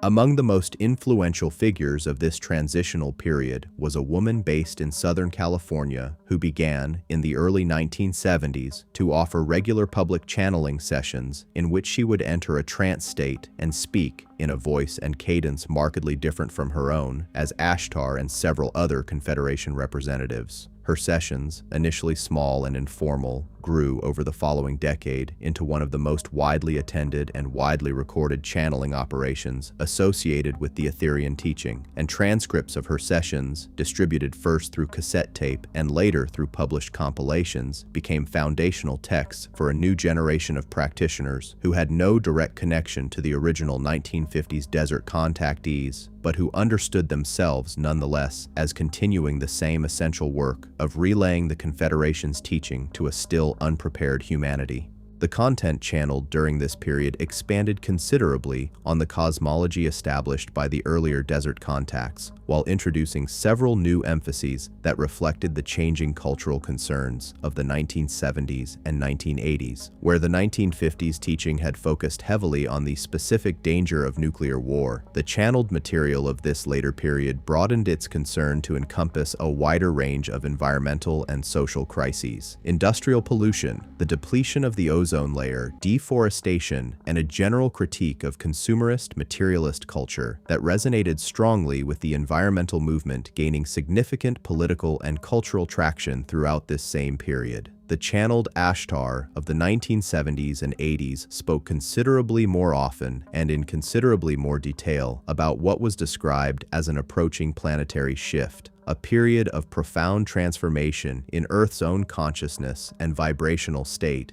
during which humanity would be called to choose, individually and collectively, between continuing on a path of fear, materialism, and separation, or embracing a path of love, unity, and what channeled material of this period frequently termed ascension, a concept describing a shift of both individual consciousness and the planet's own energetic state into a higher vibrational dimension of existence. This concept of ascension, only lightly present in the earlier contactee material, became increasingly central to the movement's teaching throughout the 1980s and would go on to become one of the defining ideas of the broader New Age movement that crystallized during this decade, extending its influence far beyond the specific community of Etherian and Ashtar-focused channels into a much wider ecosystem of spiritual teachers, authors, and practitioners who may have had little direct connection to the original desert contact tradition, but who nonetheless inherited, often without fully realizing its specific origin, a great deal of its underlying vocabulary and conceptual structure.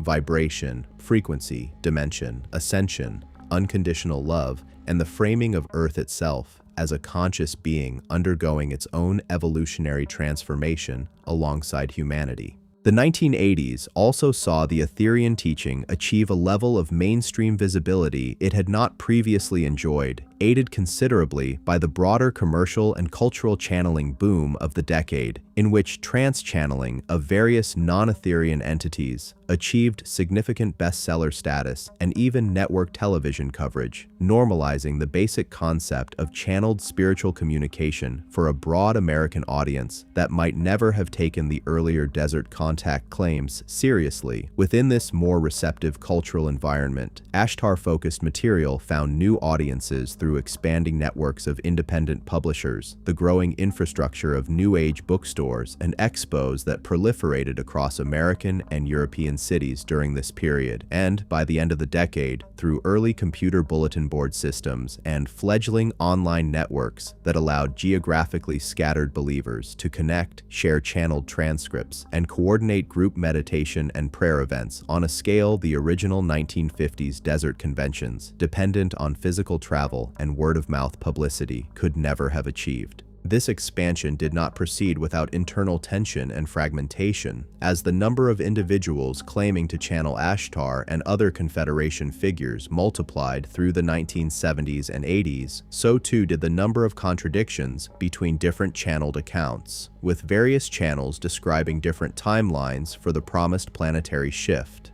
different emphases in the Confederation's stated priorities, and, on occasion, direct doctrinal disagreements about matters as fundamental as the specific nature of the ascension process itself or the exact composition and leadership structure of the Confederation hierarchy. The movement, lacking any single central doctrinal authority comparable to an established religious denomination's governing body, had no formal mechanism for resolving these disputes, and the result was a gradual proliferation of distinct, loosely overlapping subcommunities, each often centered around a particular channel or small group of channels, each maintaining broad fidelity to the core Etherian cosmology while diverging in numerous specific details, a pattern of doctrinal drift common to decentralized new religious movements throughout history, and one that some scholars of the phenomenon have compared to the early fragmentation of Gnostic Christian communities in the centuries following the death of Jesus, each community claiming access to a form of secret or special knowledge transmitted through its own particular chain of spiritual authority.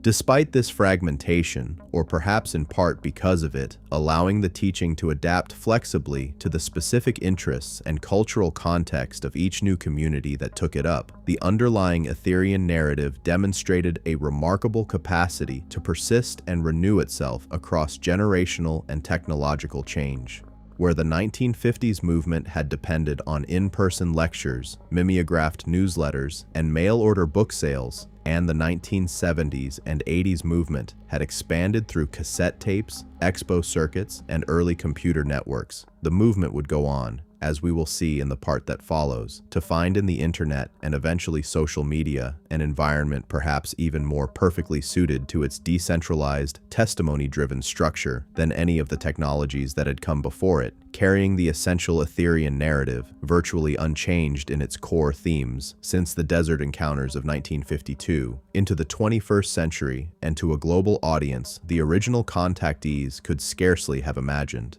Into the digital age. The arrival of the World Wide Web in the mid-1990s, and its subsequent maturation into the always connected socially networked internet of the following 2 decades, transformed the Etherian phenomenon in ways that the movement's founding generation dependent on desert conventions and mail-order pamphlets, could scarcely have anticipated what had once required physical travel to a remote gathering point in the Mojave, or a subscription to a small circulation newsletter mailed from a post office box in Southern California, became, within the span of a single decade, available instantly and globally to anyone with a modem and sufficient curiosity. And this transformation reshaped not only how the teaching spread, but who it reached and how it was received. The earliest online communities dedicated to Ashtar and Confederation material emerged on Usenet newsgroups and independent bulletin board systems through the 1990s, spaces where transcripts of channeled sessions, digitized from the cassette tapes, and printed newsletters of the previous 2 decades circulated freely alongside new material generated by a rapidly growing population of self-identified channels who had never attended a giant rock convention or corresponded with any of the original 1950s contactees, but who had encountered the teaching entirely through this new digital infrastructure.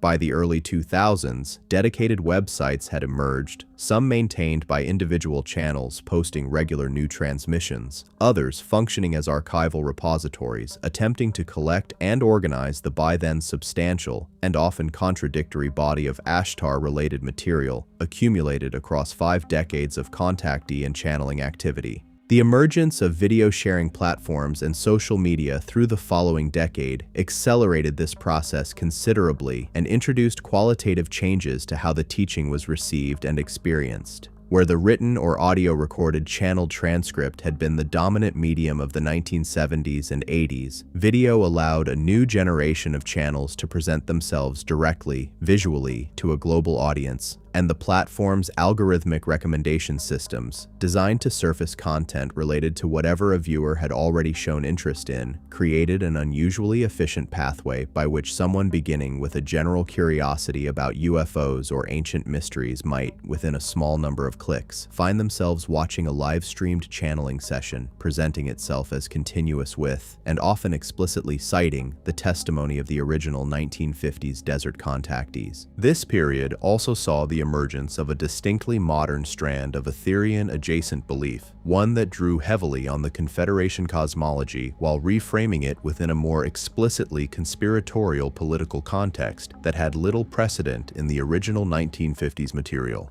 Beginning in the mid-2000s and intensifying considerably through the following decade, a body of online content emerged, proposing that Ashtar commands promised open contact and planetary ascension had been actively suppressed and delayed not merely by humanity's own general unreadiness, as the original teaching held, but by a specific named conspiracy of human and, in some tellings, non-benevolent extraterrestrial actors, variously described as a secret shadow government, a cabal of financial elites, or a hidden alliance between corrupt human institutions and hostile off-world factions, actively working to prevent the promised Confederation intervention, because such an intervention would, in this newer framing, expose and dismantle the conspirators' concealed power. This development represented a significant departure from the founding generation's careful emphasis on free will and non-interference as a positive, freely chosen cosmic law, reframing the absence of open contact instead as evidence of active, ongoing suppression, a shift that mirrored, and in some cases directly overlapped with, the broader growth of conspiracy-oriented political movements that gained substantial traction across the same online platforms during this period.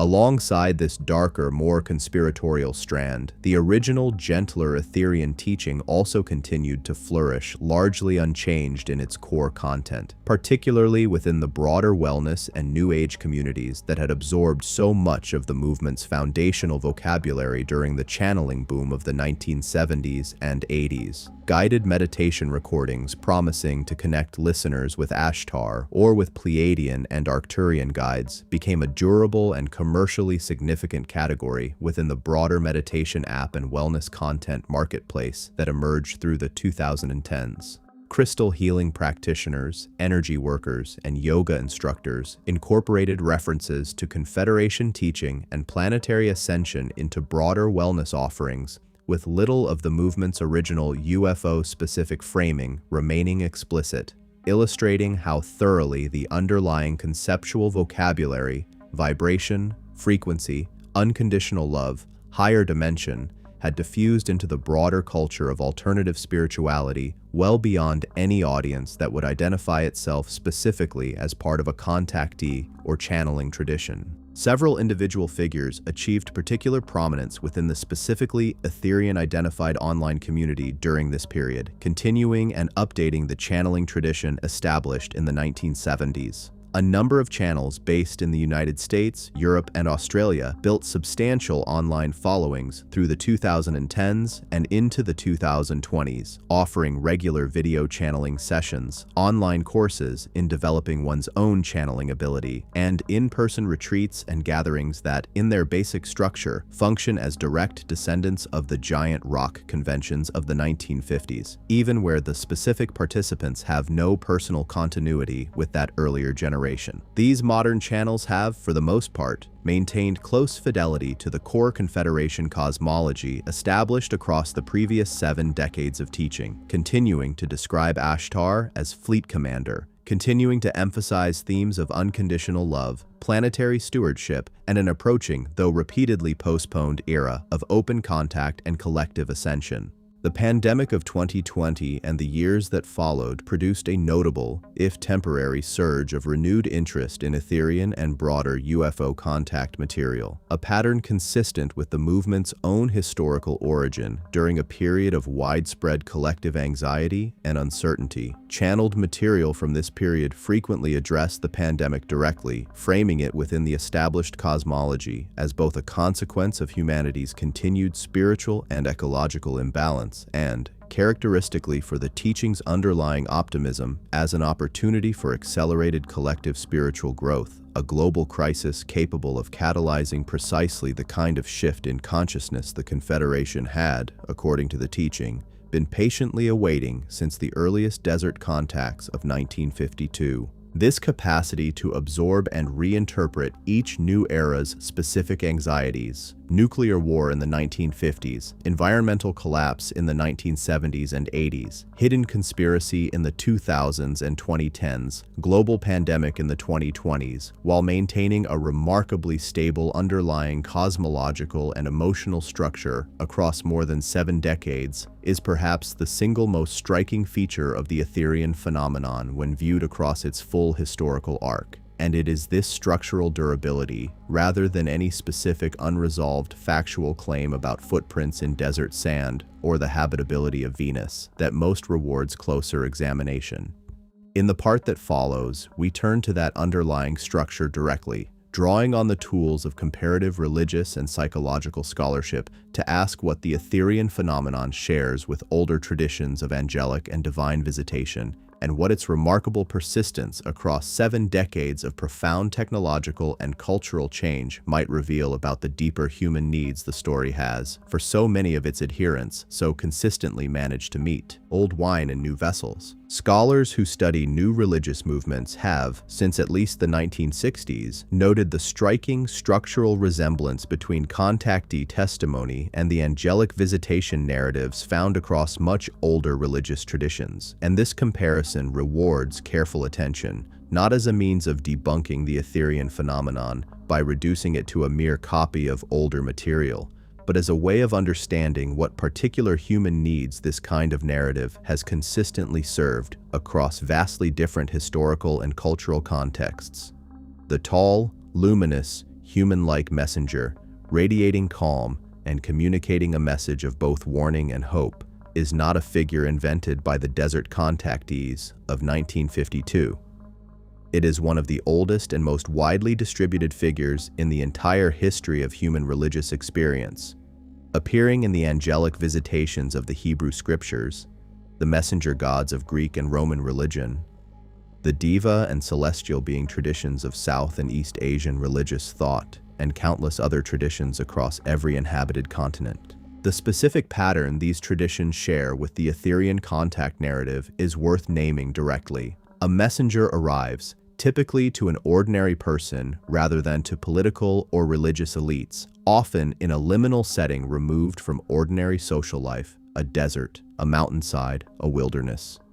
The messenger is luminous, beautiful, and initially overwhelming in its presence, frequently requiring some form of reassurance, "Be not afraid," offered to the human witness before communication can properly begin. The message delivered concerns matters of the highest importance, often involving impending crisis, moral instruction, and the promise of a transformed future contingent on human choice and conduct. And the witness, having received this message, is tasked with carrying it back to a broader human community that will, more often than not, receive it with considerable skepticism. This pattern is not unique to the Abrahamic tradition, though it is perhaps most familiar to Western audiences through it. It appears with only minor variation in the visionary literature of numerous other religious traditions, and its persistence across such radically different cultural and historical contexts has led scholars of comparative religion to treat it as something close to a fundamental archetype of human religious experience, a recurring narrative structure through which societies across history have processed collective anxiety, articulated moral instruction, and expressed hope for transformation and renewal in moments of crisis. Viewed through this lens, the Etherian contact narrative of the 1950s and beyond appears less as an unprecedented modern phenomenon and more as a distinctly 20th century instance of an exceedingly old story, retold using the vocabulary and imagery available to its particular historical moment.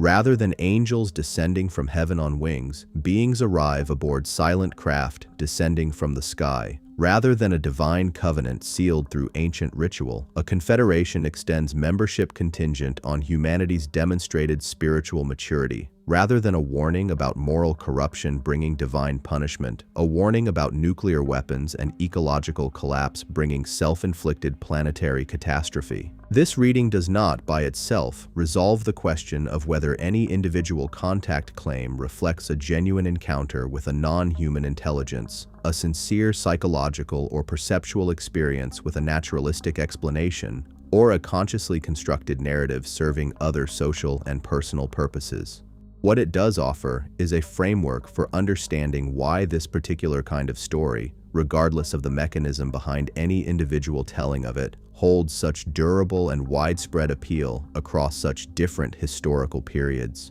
Human beings appear to be, across cultures and across recorded history, remarkably receptive to narratives structured in precisely this way. An encounter with a wiser, more advanced, fundamentally benevolent other, arriving at a moment of collective crisis, offering both a sobering warning and a genuinely hopeful path forward, contingent on human beings choosing, through their own moral and spiritual effort, to become worthy of the relationship being offered. Psychologists and sociologists who have studied the contactee and channeling movement specifically have offered several complementary explanations for why this narrative structure proved so effective in its specific 20th century American context, beyond its resonance with older religious archetypes. The historian and sociologist who conducted one of the earliest serious academic studies of the movement, publishing her findings in 1975, after years of direct participant observation within contactee communities, described the phenomenon as functioning, for many of its adherents, as what she termed a maze-way resynthesis, a psychological and cultural process through which individuals or communities experiencing profound disorientation, whether from rapid technological change, the erosion of traditional religious authority, or the specific existential anxieties of the nuclear age, construct a new, internally coherent worldview capable of restoring a sense of meaning, order, and agency to lives that had come to feel overwhelmed by forces too vast and impersonal to comprehend or influence through ordinary means. This framework helps explain a detail that recurs throughout contactee and channeling testimony, and that we have touched on at several points across this account: the specific emotional register in which contact experiences are so consistently described, not merely as informative or even awe-inspiring, but as deeply, personally validating. Contactees across 7 decades of testimony describe feeling, in the presence of the Etherians, a sense of being truly seen, truly understood and unconditionally accepted in a way that many report never having fully experienced in their ordinary human relationships or within the religious and social institutions of their upbringing. This detail, more than any specific claim about Venus or Ashtar's fleet, may in fact constitute the true emotional core of the entire phenomenon, and it explains why the movement has proven so durable even as its more specific, testable claims have failed to withstand scientific scrutiny. The movement was never, for most of its adherents, primarily about the literal, verifiable existence of a fleet of spacecraft in Earth orbit. It was, and largely remains, about the felt experience of connection, purpose, and unconditional acceptance that the contact narrative made available to people navigating a century whose defining institutions, industrial capitalism, mainstream organized religion, and an increasingly technocratic and impersonal scientific establishment had, for many of these individuals, failed to provide. It is worth noting, too, that this same psychological and social function helps account for a pattern we observed in an earlier part of this account: the movement's consistent ability to survive repeated failed predictions, postponed dates of open contact, and unfulfilled promises of planetary ascension without collapsing or losing its core adherents. The sociological study of failed prophecy, dating back to a landmark study of a 1950s doomsday cult conducted by researchers who directly infiltrated the group prior to its prophesied and ultimately unfulfilled date of apocalyptic rescue by extraterrestrial beings, a case with direct thematic overlap to the contactee movement examined throughout this account, found that failed prophecy frequently does not weaken group commitment, but can, under certain conditions, actually strengthen it, particularly when the group possesses a ready explanatory framework capable of absorbing the failure. Humanity was not yet ready. Our own faith was tested and required strengthening without requiring abandonment of the underlying belief system as a whole. The Etherian movement's consistent framing of open contact and planetary ascension as conditional on humanity's collective spiritual development, rather than as a fixed, unconditional promise, provided exactly this kind of resilient, explanatory buffer, allowing the movement to absorb 7 decades of unfulfilled predictions while continuing to attract new adherents drawn to precisely the same emotional and psychological needs the movement had always served. None of this analysis, it should be said plainly, constitutes proof that the contact experiences reported across 7 decades of testimony did not involve some form of genuine encounter with a non-human or extra-dimensional intelligence. The tools of comparative religious scholarship and social psychology can illuminate why a narrative structure proves durable and appealing across different historical contexts, without thereby settling the separate and, by its nature, considerably more difficult question of whether any particular instance of that narrative reflects an underlying objective reality. What this analysis does offer is a way of holding the full complexity of the phenomenon at once: a story with a documented history of financial incentive, internal contradiction, and failed prediction, existing alongside a story that has, for tens of thousands of sincere adherents across more than 70 years, provided genuine comfort, community, and a framework for processing some of the 20th and 21st century's most difficult collective anxieties,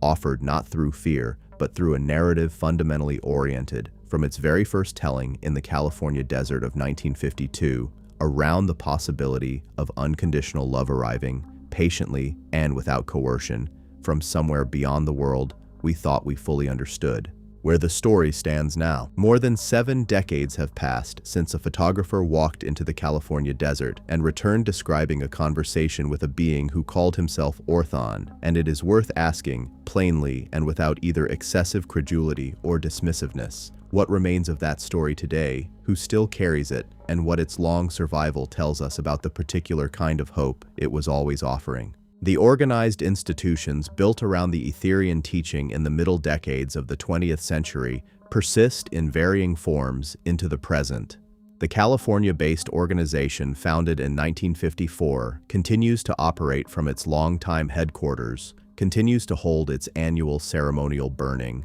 and continues, as it has for half a century, to describe a promised planetary landing whose date remains, as it always has, contingent on a readiness not yet reached. The English organization, founded the following year, continues its practice of prayer power transmission and its charitable mountain pilgrimages, now coordinated across a global membership connected as much through video conferencing as through physical gathering. The Integratron still stands in the Mojave, no longer used for its originally intended purpose of cellular rejuvenation through electromagnetic and sonic principles, but maintained as a site of sound bath meditation that draws visitors with little or no specific interest in its contactee origins, a quiet testament to how thoroughly the movement's aesthetic and spiritual vocabulary has outlived the specific factual claims that first produced it. The channeling tradition that took root in the 1970s and 80s has, if anything, grown rather than diminished with the affordances of internet video and social media, with a new generation of Ashtar-identified and Confederation-identified channels reaching audiences numbering in the hundreds of thousands, offering regular sessions, retreats, and instructional courses in developing one's own channeling capacity. The core content of these sessions, examined closely, differs remarkably little from the transcripts recorded on cassette tape 50 years earlier. The same emphasis on unconditional love, the same warnings about humanity's continued mishandling of technology and the natural world, now updated to include concerns about artificial intelligence and digital surveillance, alongside the older anxieties about nuclear weapons, and the same patient, repeatedly deferred promise of open contact and collective ascension, always framed as close at hand, always contingent on a threshold of collective readiness that remains, 7 decades on, just beyond reach. Alongside this continuity, the movement's more recent decades have also produced genuine internal tension, particularly around the conspiratorial reframing that emerged during the 2000s and intensified through the 2010s and into the 2020s, a development that some longtime adherents and researchers within the broader community have themselves criticized as a departure from the founding generation's more contemplative and less politically adversarial framing of the teaching. This tension between an older strand of the movement rooted in personal spiritual transformation and a newer strand increasingly organized around narratives of hidden conspiracy and suppressed disclosure remains, as of this account, an active and unresolved fault line running through the wider community of people who identify in some way with the Etherian and Confederation teaching, and it offers a useful illustration of a broader truth about narratives of this kind. They do not remain fixed. They are carried forward by each successive generation of tellers and listeners, and they inevitably absorb something of the particular fears and hopes each new era brings to them. What has not changed across all of this evolution, expansion, fragmentation, and technological transformation is the fundamental emotional promise first articulated by a small number of witnesses in the American desert in the early 1950s, that we are being watched not with suspicion or clinical detachment, but with something closer to love, by beings far older and far wiser than ourselves, who have chosen patience over intervention, and who wait, as they are said to have always waited, for humanity to grow into a version of itself capable of walking as an equal among the wider community of worlds. Whatever one makes of the specific historical claims examined across this account, the footprints in the sand, the photographs of distant motherships, the trans-channeled transmissions received in living rooms and later broadcast to audiences of thousands, the underlying hope those claims were always built to carry has proven remarkably durable because it speaks to something that does not depend on any particular decade's anxieties or any particular technology's capacity to verify or disprove a claim. It speaks to the simple, old, and apparently inexhaustible human wish not to be alone in the universe, and not only to be observed within it, but to be loved. That wish carried a handful of desert witnesses in 1952 into a story that would outlive them by more than half a century, passed from hand to hand, from tape to transcript to broadcast to live stream, changed in its details at every step, and yet recognizably, insistently, the same story underneath. a message, offered patiently and without coercion, that somewhere beyond the reach of our instruments, someone is still watching, still waiting, and still, in the words used again and again across 7 decades of testimony, offering nothing more and nothing less than unconditional love. The named worlds. Having traced the broad arc of the Etherian phenomenon from its 1952 origins through its present-day digital incarnation, it is worth returning to a subject touched on only briefly in earlier parts and examining it now in the depth it deserves: the specific worlds the Etherians were said to call home, and the distinct character, culture, and role each was assigned within the wider Confederation cosmology as it developed across 7 decades of testimony. These worlds were never treated interchangeably by contactees and channels. Each carried its own reputation, its own described population, and its own particular relationship to Earth and to the human beings who claimed contact with it.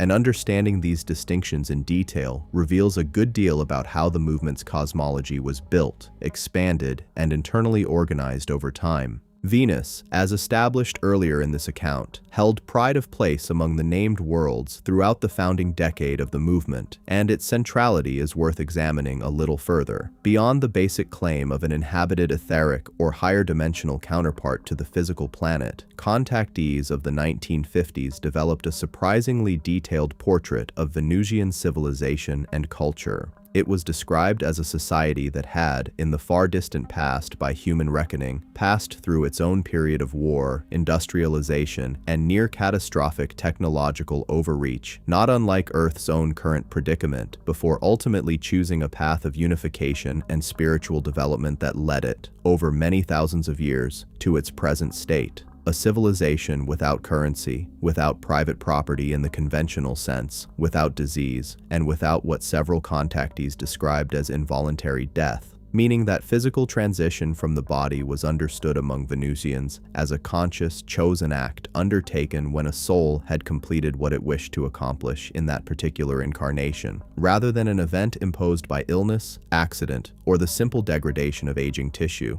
Venusian society, as described across dozens of contactee accounts, was organized not around nations or competing economic interests, but around what several witnesses called a council of elders, a body of the planet's most spiritually advanced individuals who guided collective decision-making not through imposed authority, but through a form of consensus so complete, contactees were told, that the very concept of political disagreement, as humans understood it, barely existed. Art, music, and what contactees described as a highly developed telepathic and empathic culture were said to occupy the central place in Venusian life that labor and commerce occupied in mid-20th century American society, and several contactees reported being shown, either directly or through transmitted mental imagery, scenes of Venusian cities they described as built in harmony with their surrounding landscape rather than imposed upon it, structures that appeared to grow organically from the terrain itself rather than being constructed through the kind of extractive, disruptive building process associated with human urban development. Saturn occupied a distinctly different role within the cosmology, functioning less as a described homeworld with its own developed culture and more as an administrative or diplomatic center, the seat, according to numerous contactees, of a body sometimes called the Interplanetary Council or the Saturnian Tribunal, understood to be a gathering point where representatives of the various Confederation worlds convened periodically to review Earth's progress and coordinate the Confederation's ongoing,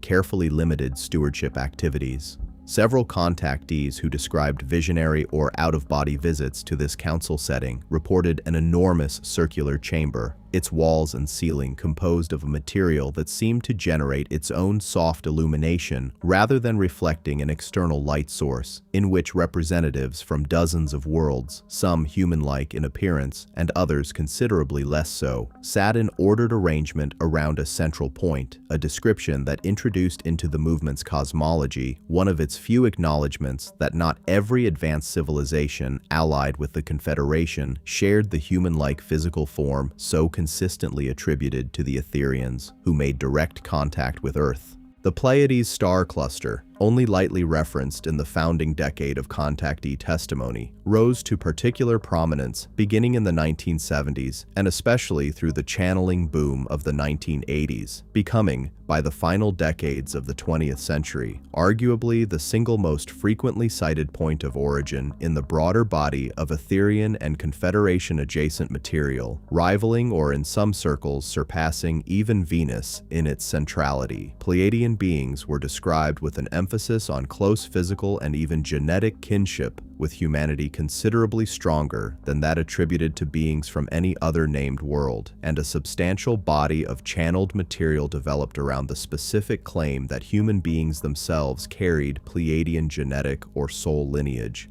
seated on Earth in the deep past as part of a broader project of conscious biological and spiritual development that several channels described in terms explicitly framing humanity not as a wholly indigenous Earth species, but as a kind of cosmic hybrid carrying within its collective genetic and spiritual inheritance contributions from several of the named Confederation worlds, with the Pleiades most frequently cited as the primary source of this seeding. This theme of genetic and spiritual kinship carried significant emotional weight for many adherents, offering an explanation not only for humanity's relationship to the Confederation broadly, but for the specific, deeply personal experience reported by a growing number of practitioners from the 1980s onward who identified themselves using a term that entered the movement's vocabulary during this period: star seeds. Individuals who understood themselves to carry an unusually strong soul or genetic connection to one of the named Confederation worlds, most commonly the Pleiades,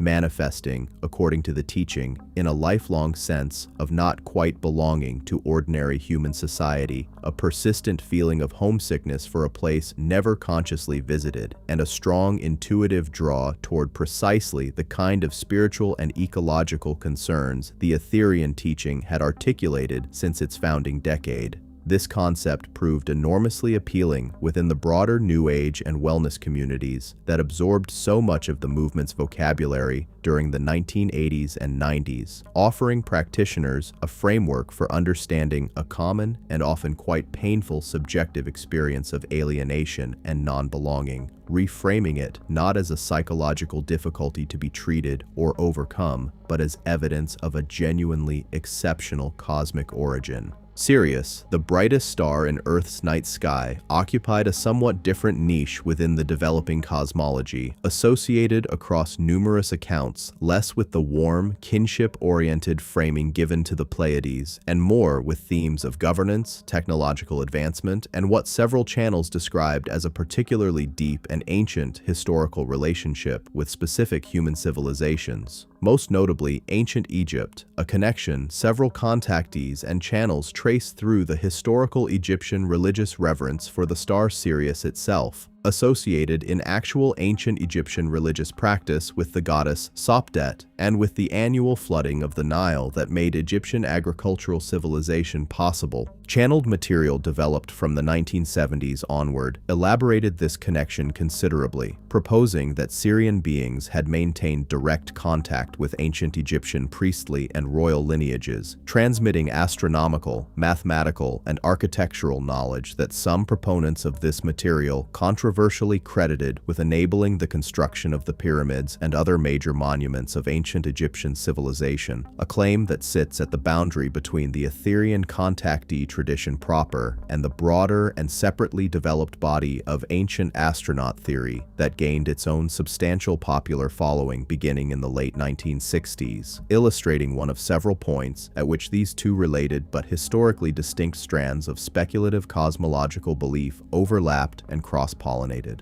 Arcturus, associated with beings described consistently across the literature as operating at a level of spiritual and vibrational advancement significantly beyond even the other named Confederation worlds, occupied a position within the cosmology closer to that of a distant, highly evolved elder than an active participant in Earth's day-to-day affairs. Arcturian beings were described in channeled material of the 1980s and beyond as existing in a state of consciousness so far advanced beyond ordinary human comprehension that direct communication required considerable mediation, often described as passing through intermediary beings from closer, more human-like worlds such as the Pleiades before reaching human recipients at all. This framing granted Arcturian material a particular tone within the broader body of channeled teaching, one emphasizing abstract spiritual and philosophical instruction over the more concrete, practically oriented warnings about nuclear weapons and ecological policy that characterized earlier Venusian and Ashtar command material, and Arcturian-focused teaching would go on to exert particular influence over the specifically healing and energy work-oriented branches of the broader movement, with numerous practitioners of the 1990s and 2000s describing specific meditative and energetic healing techniques said to have been transmitted through Arcturian channeling.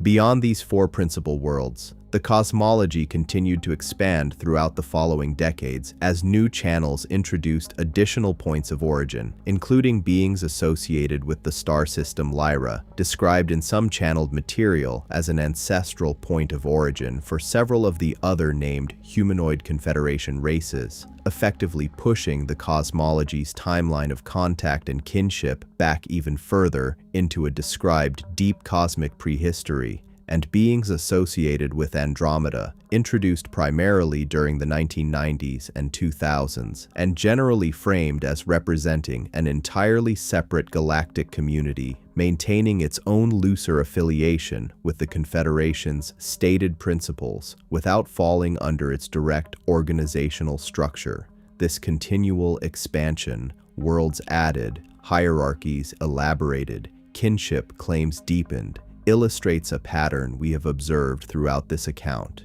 an essentially open cosmology capable of absorbing new material and new voices across 7 decades without requiring the abandonment or contradiction of what had been established before, a structural flexibility that has done a great deal to explain the movement's remarkable durability across a period of otherwise enormous cultural and technological change. The missile crisis testimonies. Among all the claims associated with the Etherian and Confederation mythology, few have been repeated with as much specificity or debated as intensely within the movement itself as the claim that Ashtar Command directly intervened during the Cuban Missile Crisis of October 1962. The 13-day confrontation between the United States and the Soviet Union that is generally regarded by historians as the closest the Cold War came to producing a full nuclear exchange. This particular episode deserves close examination, both because of its centrality to the movement's self-understanding and because it illustrates with unusual clarity how the Etherian narrative functioned as a form of lived commentary on the specific geopolitical anxieties of its era.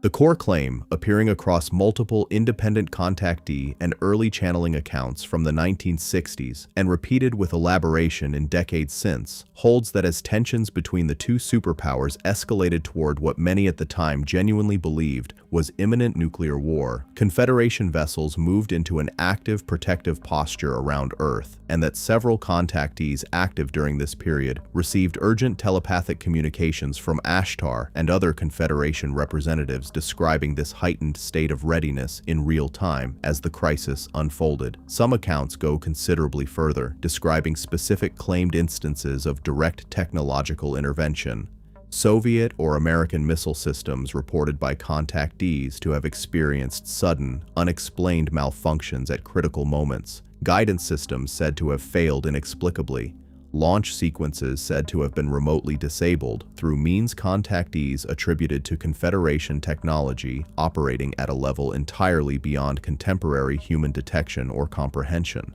It is worth noting plainly that no verified historical record from either the American or Soviet side corroborates any of these specific claimed technical interventions, and the documented history of the crisis, drawn from declassified government records, military communications, and the extensive scholarly literature produced in the decades since, attributes the crisis's peaceful resolution to a combination of back-channel diplomacy, deliberate de-escalatory choices made by individuals on both sides, most famously, a Soviet submarine officer who is credited with refusing to authorize a nuclear torpedo launch during a separate, considerably less publicized naval confrontation occurring during the same crisis, and the ordinary, if extraordinarily high-stakes, mechanics of Cold War brinkmanship management. No mainstream historian of the period has found reason to invoke any factor beyond conventional human political and military decision-making to explain the crisis's resolution.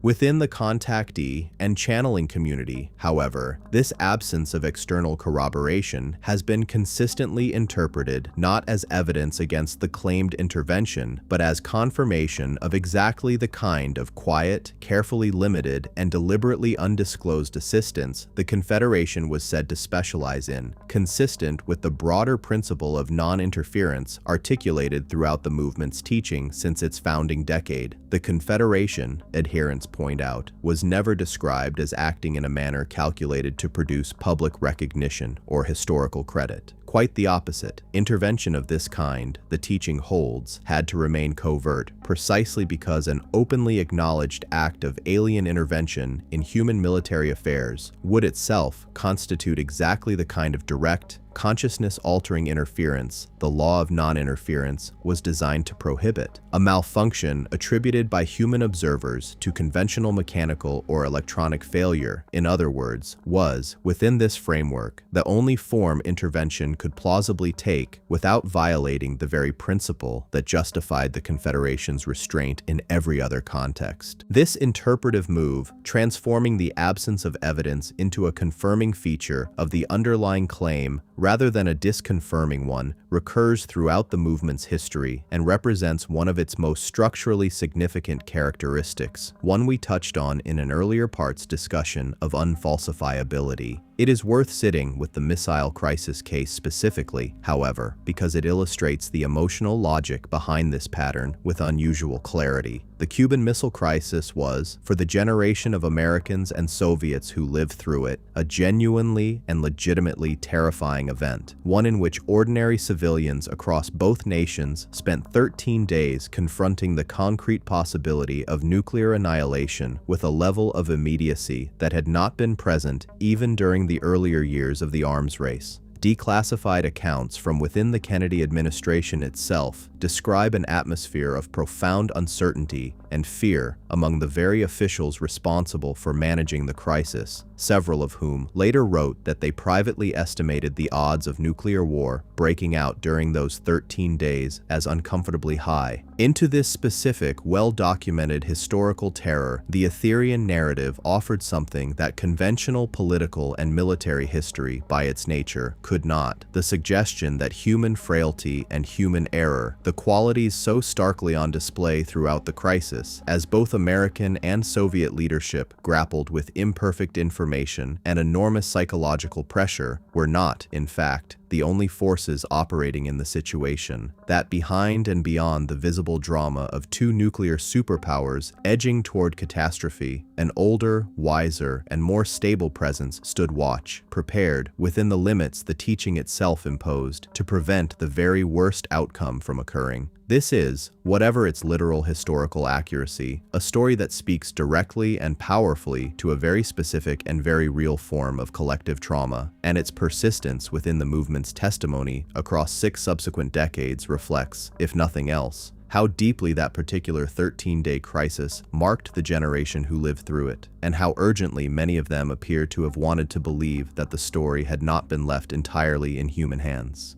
Several contactees active during this specific period deserve mention for the particular detail and consistency of their October 1962 testimony. A contactee based in the Pacific Northwest, active on the lecture circuit since the mid-1950s, described receiving what she characterized as a continuous stream of telepathic updates throughout the crisis period, culminating in a final message she said she received on October 27th, the day historians generally regard as the single most dangerous point of the entire confrontation, a message she later described as conveying an almost unbearable intensity of concern from her Confederation contacts, followed within hours, in her account, by a palpable and immediate shift toward relief as the crisis began to de-escalate through the back-channel negotiations that would become public knowledge only years later. A separate contactee based in the Midwest, whose contact claims otherwise received considerably less attention within the broader movement, published a detailed account in 1964 describing what he characterized as a direct visual sighting of unusually intense Confederation fleet activity in the skies above his rural property during the same week, a claim he connected explicitly in his own retrospective account to the crisis unfolding at the geopolitical level far from his own immediate location. These October 1962 testimonies, taken together, illustrate something important about how the Etherian narrative functioned, not merely as an abstract cosmology, but as a living, responsive framework through which contactees and their audiences processed real-time historical events as they occurred, a pattern that would repeat itself, as noted in earlier parts of this account, during subsequent moments of collective crisis, from later Cold War flashpoints through the environmental anxieties of the 1970s and 80s and into the pandemic-era channeled material of the 2020s.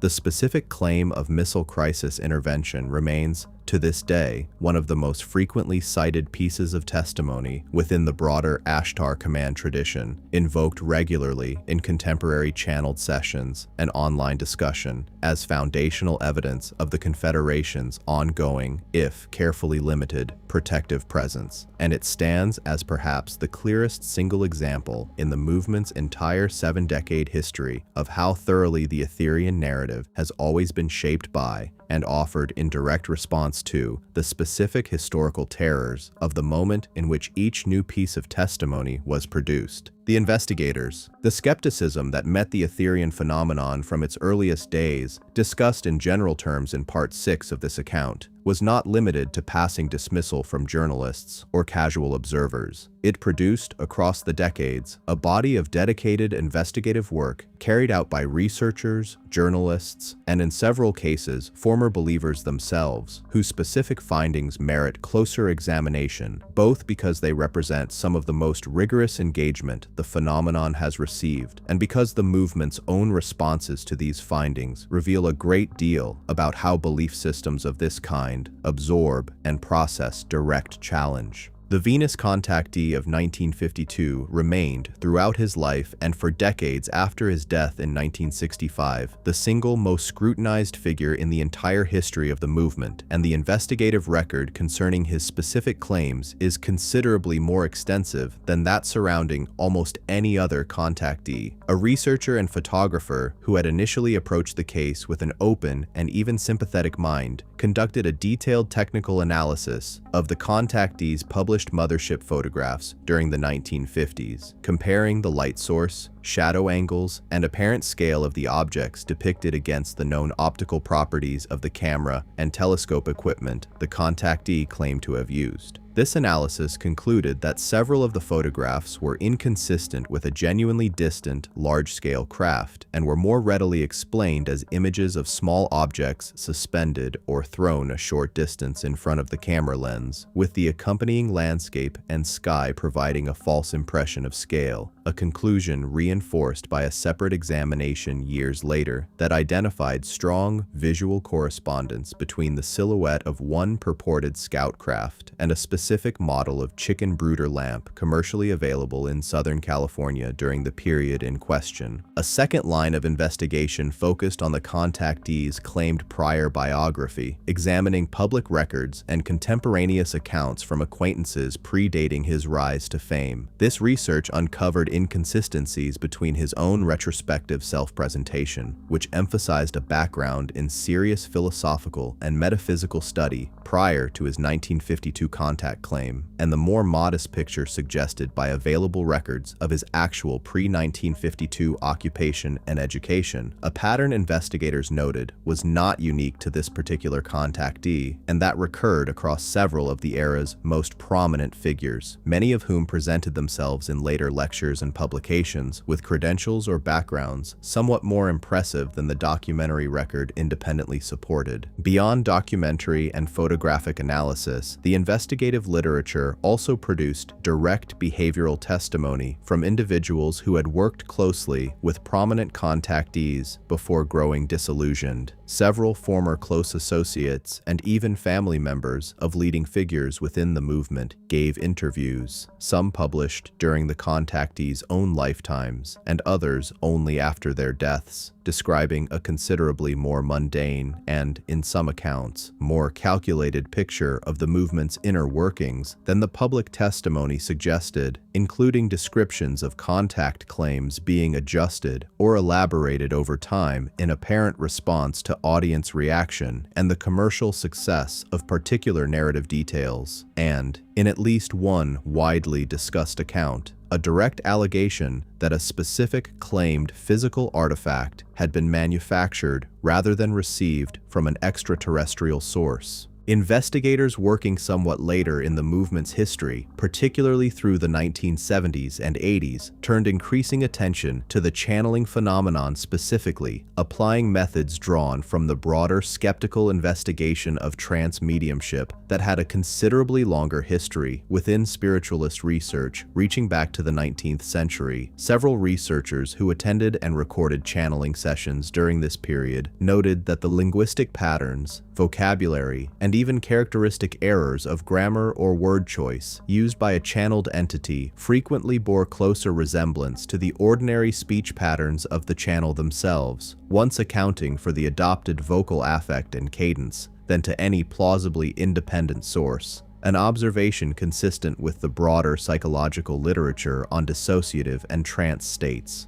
which documents extensively how convincingly a single individual's own unconscious verbal and cognitive patterns can present as an apparently distinct personality or voice under conditions of deep relaxation, focused expectation, and social reinforcement from a receptive audience. This body of investigative work did not go unanswered within the movement, and it is worth examining the specific character of the responses offered because they illustrate a consistent interpretive strategy that appears throughout the movement's history whenever it has faced direct evidentiary challenge. Defenders of the Venus contactees' photographic evidence pointed out, accurately, that photographic analysis of decades-old images, taken with mid-century equipment, could not achieve the kind of definitive certainty that later digital forensic techniques would make possible, and argued that apparent inconsistencies identified by skeptical researchers remained open to alternative explanation.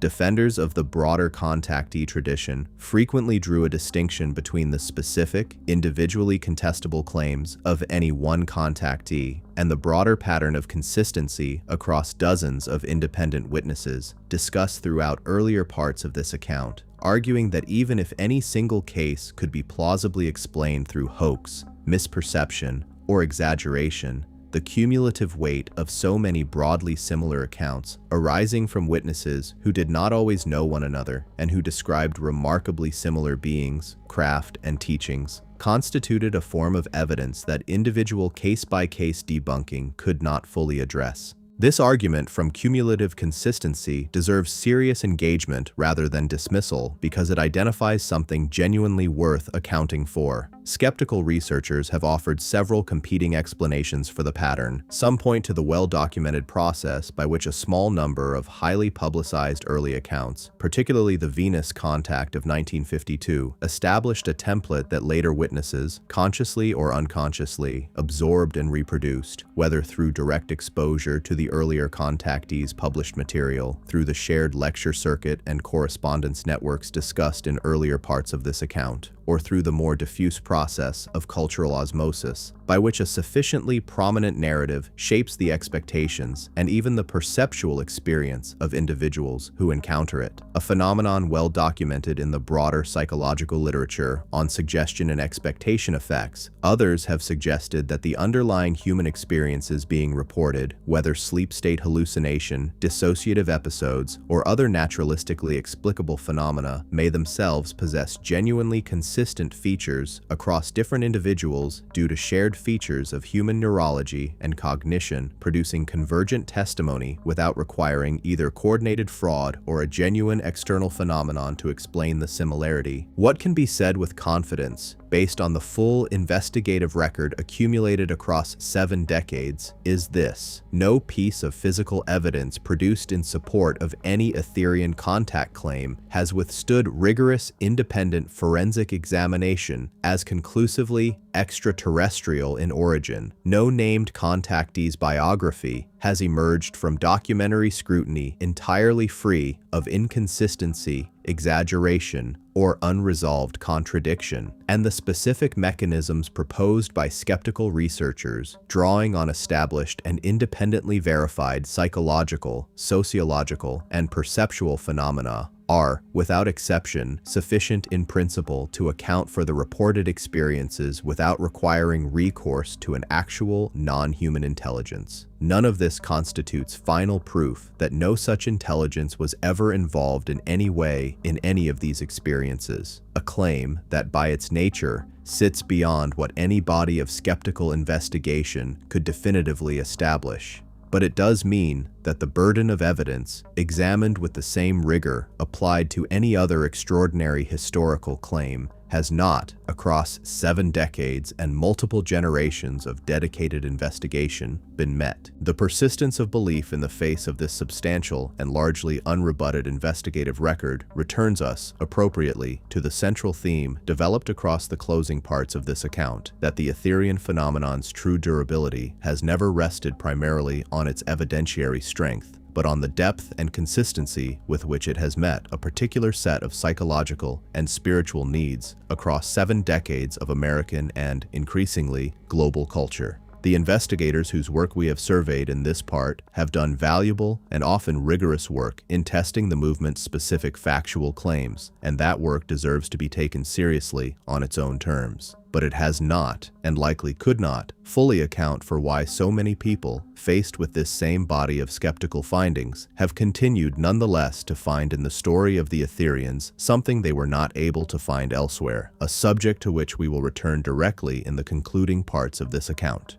Who becomes a contactee? Having examined the investigative records surrounding specific Etherian claims, it is worth turning to a question that investigation of individual cases cannot fully answer. What kind of person, across 7 decades and thousands of individual testimonies, has tended to come forward as a contactee or channel, and what does the demographic and psychological pattern of these individuals suggest about the phenomenon as a whole? This is a different question from asking whether any particular claim is true, and it draws on a body of sociological and psychological research conducted by scholars who approached the movement not primarily to debunk or validate its factual claims, but to understand it as a lived social and religious phenomenon. The demographic profile of contactees during the movement's founding decade was notably specific. The great majority were working or lower middle-class men in their 30s, 40s, and 50s, employed in occupations that placed them in close proximity to technical or mechanical systems without necessarily including formal higher education,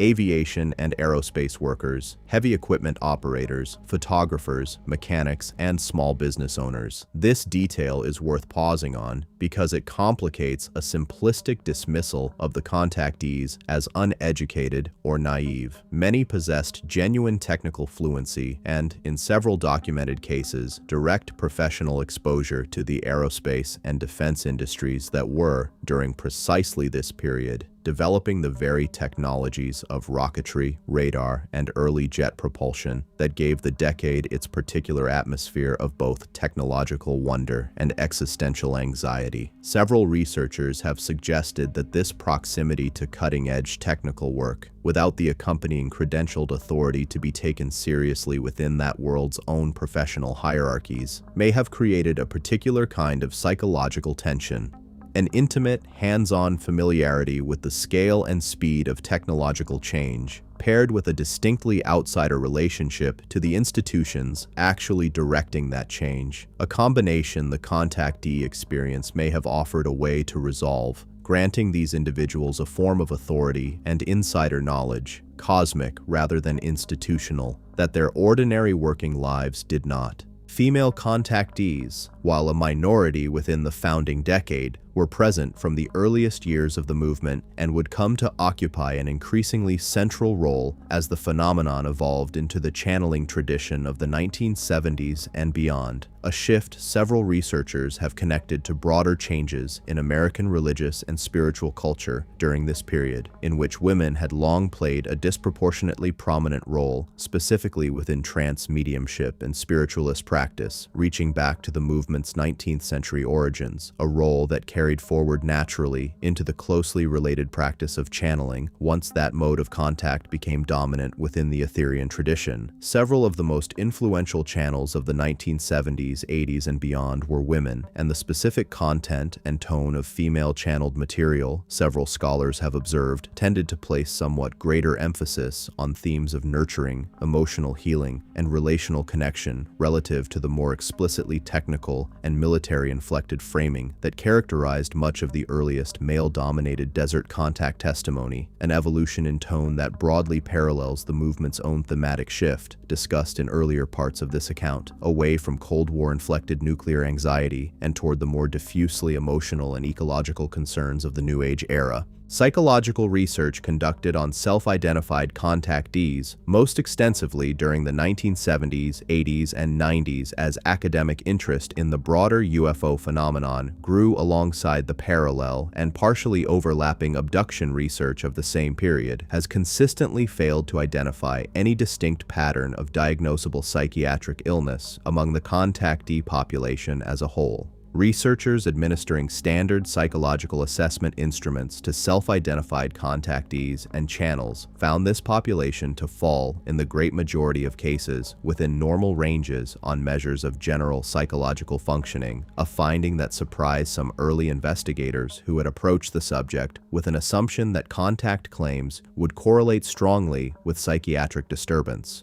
What these studies did identify, with somewhat greater consistency, was an elevated tendency within the contactee population towards certain specific personality and cognitive characteristics that fall well within the range of normal human psychological variation, higher than average scores on measures of fantasy proneness and absorption, a trait describing an individual's capacity for deep, vivid, and immersive engagement with imaginative or altered states of consciousness. A capacity closely associated in the broader psychological literature with heightened susceptibility to hypnosis, vivid dream recall, and the kind of intensely realistic hypnagogic and hypnopompic experiences discussed in an earlier part of this account. This finding has been interpreted quite differently by researchers approaching the movement from different starting assumptions. Skeptically oriented psychologists have generally read elevated fantasy proneness as supporting a naturalistic explanation for contact experiences, suggesting that individuals with a stronger inherent capacity for vivid, immersive, imaginative, and altered state experience may be more prone to generating, or more susceptible to genuinely and sincerely experiencing as objectively real, the kind of intensely detailed perceptual episodes that contactees consistently describe, without this implying any conscious dishonesty on the contactee's part. Researchers working within a more sympathetic or agnostic framework toward the movement's underlying claims have offered a different interpretation of the same data, suggesting that elevated capacity for absorption and altered state experience might instead represent something closer to a genuine perceptual or cognitive sensitivity, a heightened capacity to register or receive information or experience not ordinarily accessible to individuals with lower baseline absorption capacity, functioning less as a source of false experience and more as a kind of receptive instrument, particularly well suited to detecting whatever genuine phenomenon, if any, might underlie the broader contact experience. Beyond individual psychological profile, sociological research on the movement has identified consistent patterns in the life circumstances surrounding an individual's initial contact claim, patterns that recur with notable frequency across contactee autobiographical testimony spanning multiple decades. A significant proportion of contactees describe their initiating experience as occurring during or shortly following a period of significant personal disruption or transition, bereavement, divorce, job loss, serious illness, or a broader and more diffuse sense of existential searching, often described in retrospective accounts as a period of feeling lost or spiritually unmoored prior to contact. This pattern is consistent with the broader psychological and sociological literature on conversion experiences across a wide range of religious and spiritual traditions, which has long identified periods of personal crisis and transition as conditions under which individuals are, across cultures and historical periods, considerably more likely to report profound, identity-transforming spiritual or mystical experience, a pattern well documented long before the emergence of the specifically 20th century UFO contactee phenomenon and extending across religious traditions with no connection whatsoever to extraterrestrial belief.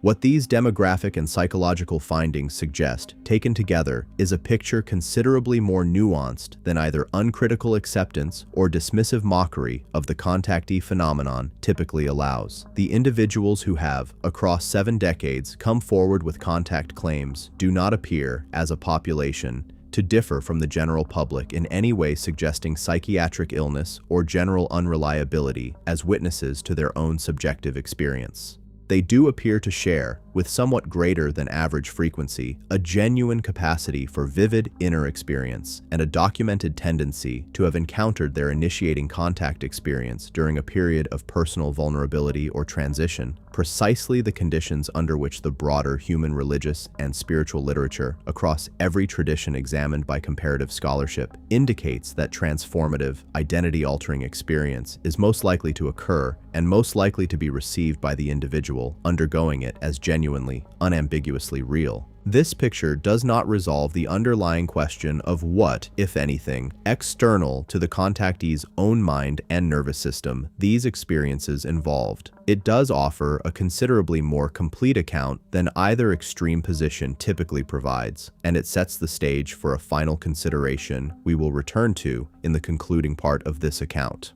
What it might mean to take the Etherian phenomenon seriously, not necessarily as a literal account of interplanetary diplomacy and alien fleet activity, but as a genuine and consequential feature of 20th and 21st century human religious and psychological life, deserving of the same careful, respectful, and rigorous attention scholars have long extended to older and more culturally established traditions of visionary and mystical experience. Fatima, Ezekiel, and the shared vocabulary. Part 10 of this account introduced, in broad terms, the comparative religious scholarship connecting the Etherian contact narrative to older traditions of angelic and divine visitation. That comparison deserves a more detailed treatment than a single part could offer because the specific parallels, examined closely, reveal not merely a general resemblance, but a set of remarkably precise structural correspondences that have drawn sustained attention from scholars of religion working well outside the UFO research community itself. Among the most frequently cited comparisons in this scholarly literature is the Marian apparition tradition within Catholic Christianity, and the case most often invoked is the series of encounters reported by 3 shepherd children near the Portuguese village of Fatima in 1917, decades before the emergence of the American contactee movement, but sharing with it a striking number of structural features. The children described repeated visitations by a luminous female figure who appeared initially in a remote pastoral setting, whose appearance was accompanied by physical phenomena witnessed independently by growing crowds of onlookers on subsequent visits, including, at the final and most widely attested appearance in October 1917, a reported visual phenomenon in the sky witnessed by a crowd estimated in the tens of thousands, an event that skeptical investigators in subsequent decades have offered various naturalistic explanations for, including mass suggestion combined with the optical effects of staring directly at the sun, while believers have maintained the event as evidence of a genuine and shared supernatural occurrence. The specific content of the messages the children reported receiving carries a thematic resonance with the Etherian teaching that later comparative scholars have found difficult to ignore, warnings of coming catastrophe framed as consequence for humanity's moral failing, calls for prayer and inner spiritual transformation as the means by which catastrophe might yet be averted or mitigated, and a promise of eventual peace contingent on humanity's collective response to the message being delivered. Later interpretive tradition within the Catholic Church would connect specific elements of the Fatima messages to the geopolitical catastrophes of the following decades, including the Second World War and the Cold War nuclear standoff, a retrospective interpretive move that closely parallels the way contactee testimony of the 1950s framed its own nuclear warnings as urgent, timely responses to the exact same historical moment. The scholarly point being made through this comparison is not that the Fatima apparitions and the Etherian contact claims share a common supernatural source, a question well outside the scope of historical or sociological analysis to resolve, but rather that both phenomena instantiate the same deep narrative structure identified in Part 10, a marginalized witness, an encounter in a liminal natural setting, removed from centers of institutional authority, a luminous being whose message combines warning with hope, and a subsequent process by which that message is received, contested, and eventually institutionalized by a broader community. This structure recurs with such regularity across religious traditions separated by centuries and continents that comparative religious scholars have increasingly treated it not as evidence of any particular tradition's unique truth claim, but as evidence of a recurring pattern in how human communities process and narrate encounters with the numinous, whatever the ultimate source or nature of those encounters may be. The prophetic visionary literature of the Hebrew Scriptures offers a further point of comparison worth examining directly, particularly the account attributed to the prophet Ezekiel, describing an elaborate and famously perplexing vision involving wheeled fire-wrapped structures accompanied by 4-faced beings, a vision so vivid and so mechanically detailed in its description that it has attracted particular attention from UFO researchers since at least the 1970s, when a NASA engineer published a widely discussed analysis attempting to interpret the vision's described mechanics in specifically aeronautical and propulsion terms. Mainstream biblical scholarship has generally situated this vision within the well-established genre of ancient Near Eastern prophetic and apocalyptic literature, arguing that its imagery draws on established symbolic and theophanic conventions of the period, rather than describing a literal physical craft. A scholarly consensus, the UFO-focused reinterpretation of the text does not generally engage with on its own terms.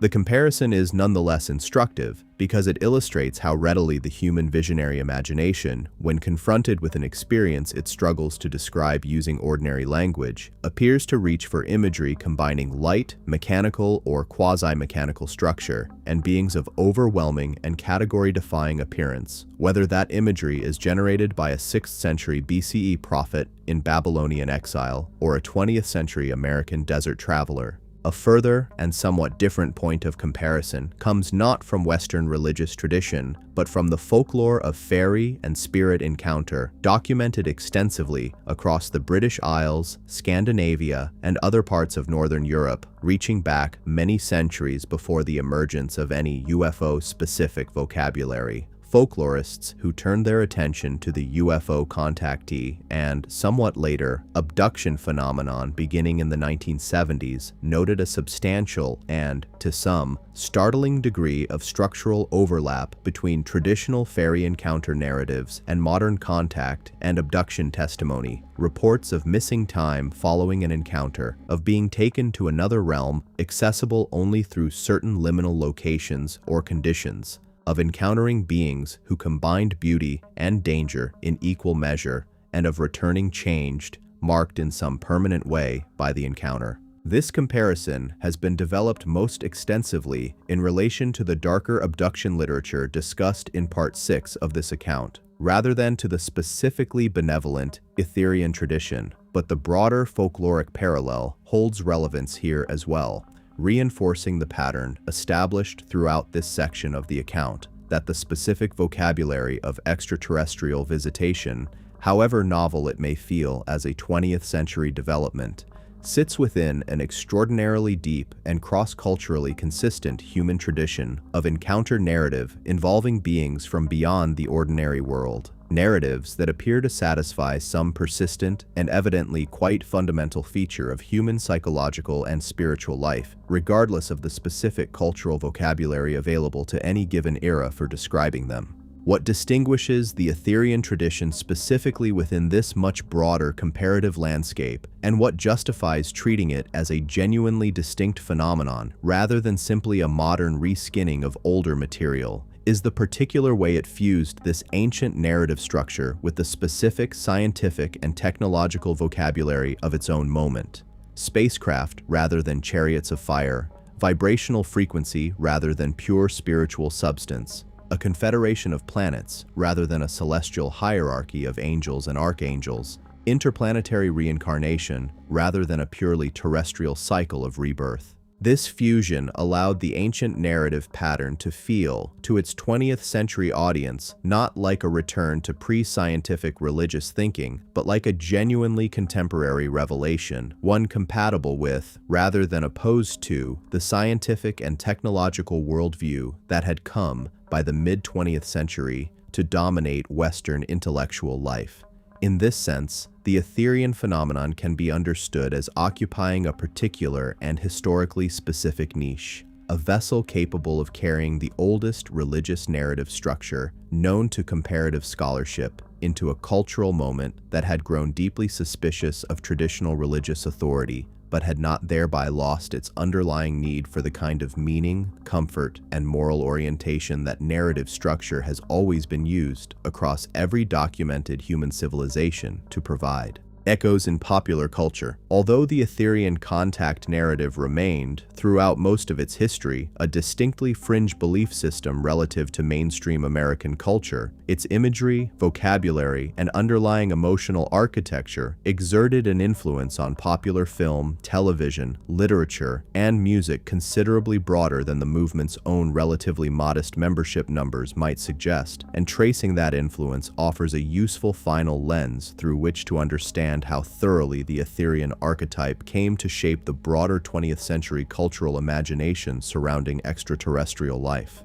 The cinematic tradition of the benevolent, spiritually advanced alien visitor, so distinct from the more common science fiction tradition of alien invasion and conquest that had dominated the genre since the 1950s, drew, whether directly or through the more diffuse process of cultural absorption, on precisely the imagery and thematic concerns first articulated by the desert contactees. Major studio productions of the late 1970s and beyond that depicted alien visitors as gentle, luminous, spiritually advanced beings arriving not to conquer, but to guide, to heal, or simply to make peaceful first contact with a wondering human witness, drew on a well-established set of visual and narrative conventions: tall, graceful humanoid or near-humanoid forms, luminous craft descending in remote or rural settings, communication conveyed through light, sound, and emotion rather than spoken language, and an overarching emphasis on wonder and connection rather than fear, conventions that had been established and popularized within the contactee subculture more than 2 decades before reaching mainstream cinematic audiences. Filmmakers working within this tradition have, in various interviews and retrospective accounts over the decades, acknowledged a general awareness of and interest in the broader UFO contact literature circulating through American culture during their own formative years, even where they have stopped short of crediting any single contactee source directly, illustrating the kind of diffuse cultural absorption rather than direct citation through which the Etherian archetype most often made its way into mainstream creative work.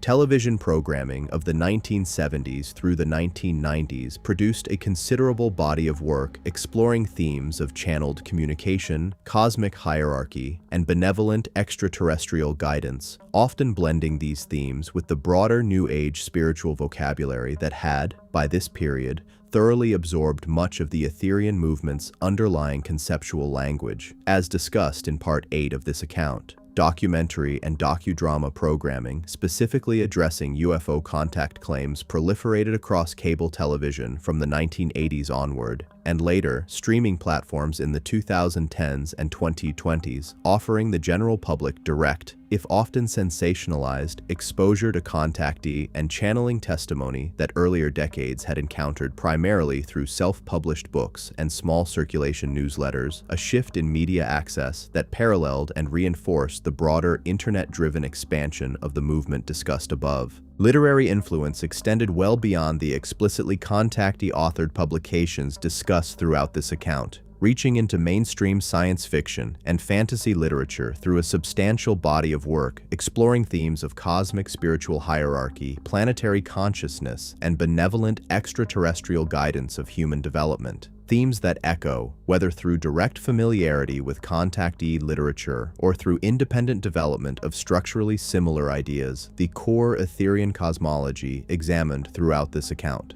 Several prominent science fiction authors working across the second half of the 20th century engaged directly and explicitly with contactee and UFO religious themes in their fiction, treating the movement not merely as a source of imagery to borrow, but as a genuine subject of literary and philosophical interest in its own right, examining what the persistence of contact belief revealed about human psychology and the human need for cosmic meaning, producing works that occupy an interesting middle position between science fiction proper and a kind of literary anthropology of the contactee phenomenon itself. Musical culture, too, absorbed elements of the Etherian vocabulary, particularly within the specific subculture of ambient, new age, and space-themed electronic music that developed from the 1970s onward, a genre whose practitioners frequently drew explicitly on themes of cosmic consciousness, planetary healing, and higher dimensional travel in both their compositional concepts and album packaging, and whose broader aesthetic, synthesized tones evoking vastness and tranquility, artwork depicting cosmic or celestial imagery, liner notes invoking themes of universal love and consciousness, drew directly and often quite consciously on the same well of imagery and concept first developed within the contactee and channeling literature discussed throughout this account. Certain musicians and composers working within this tradition have described specific and direct engagement with channeled material or contactee teaching as source material for their work,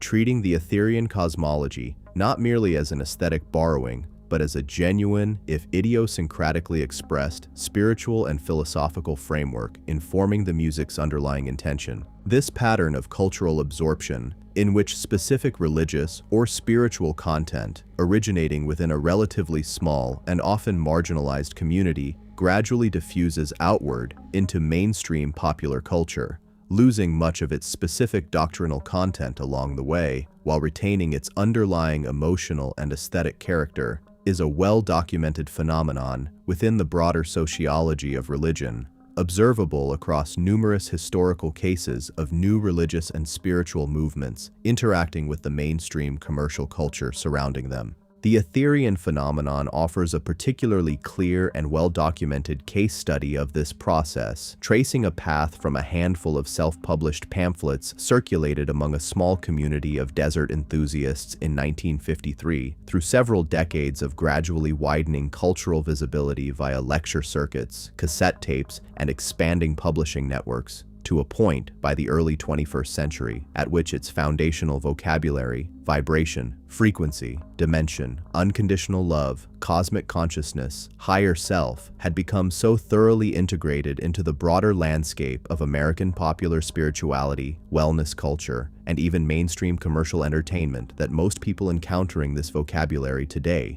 whether in a guided meditation app, a science fiction film, or an ambient music album, have likely never heard of the desert prospector who first described a conversation with a being named Orthon in November of 1952, and yet remain, in a very real sense, still in conversation with the story he first told. Closing, the Watchers we choose to believe in. Having traced this phenomenon from its origins in a single desert encounter in 1952 through its organizational institutionalization, its internal cosmology, its collision with skepticism and fraud investigation, its channeled second wave, its digital age transformation, and its deep roots in the oldest patterns of human religious experience, it is worth closing this account by returning, one final time, to the question at its center, not whether the Etherians are real in the way their most devoted adherents insist, nor whether the entire phenomenon can be fully explained away as fantasy, error, and occasional deliberate fabrication,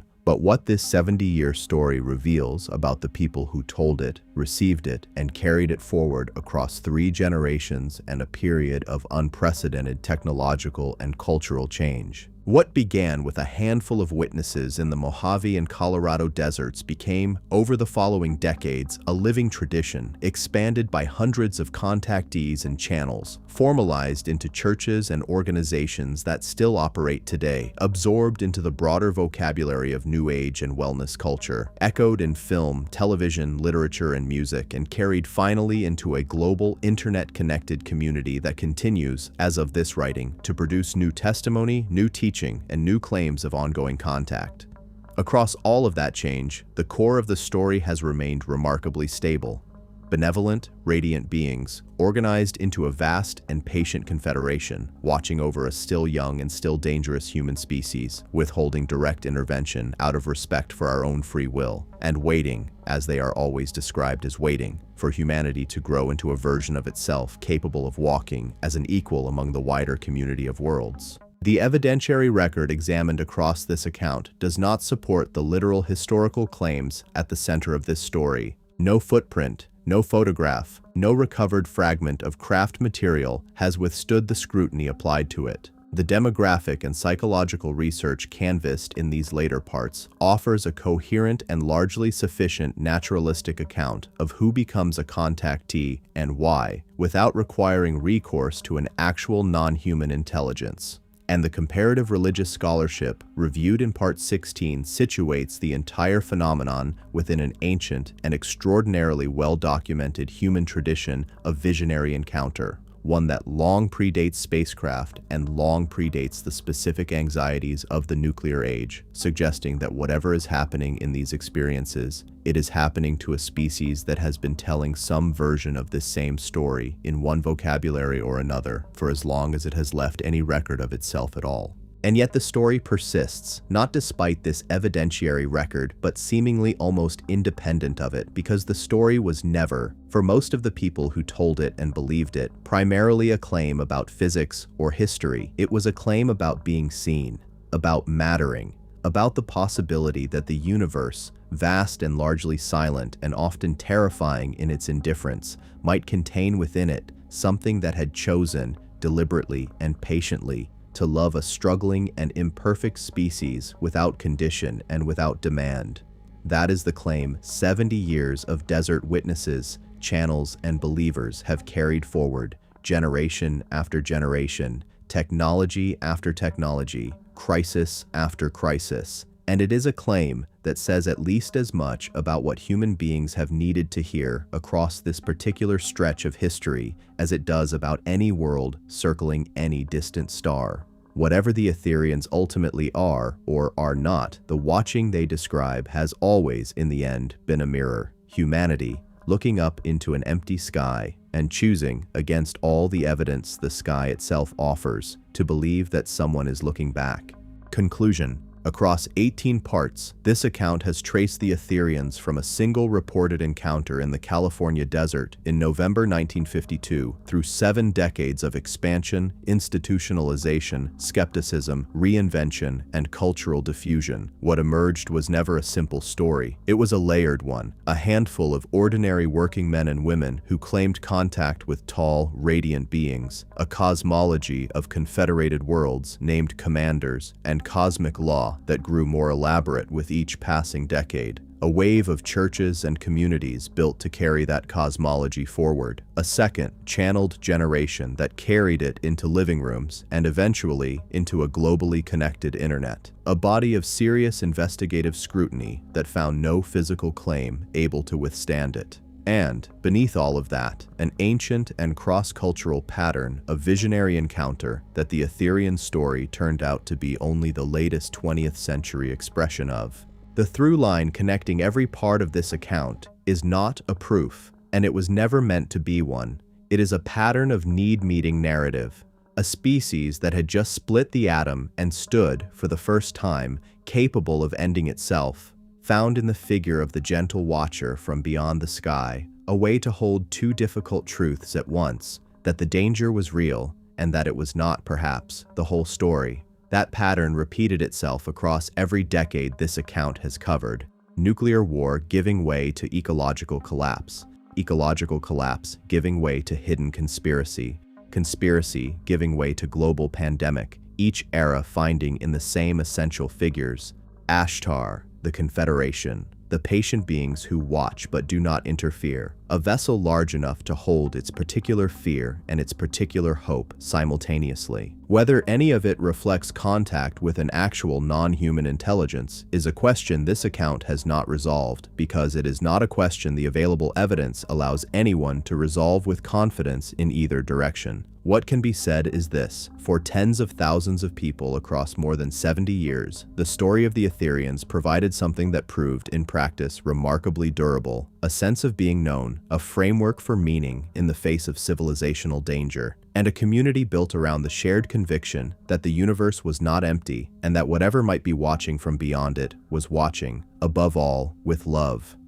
That conviction outlived the desert conventions of the 1950s, outlived the cassette tapes of the 1970s, outlived the failed prophecies and the internal fractures, and it continues, in one form or another, into the present day. It is, in the end, one of the oldest stories human beings know how to tell, retold once more, for one more anxious century, in the vocabulary of spacecraft and starlight. Thanks for watching, everyone. If you enjoyed this video, don't forget to like, subscribe, and hit that notification bell so you never miss an update. Drop a comment below with your thoughts. I love hearing from you. Check out more videos on the screen, and I'll see you in the next one. Take care.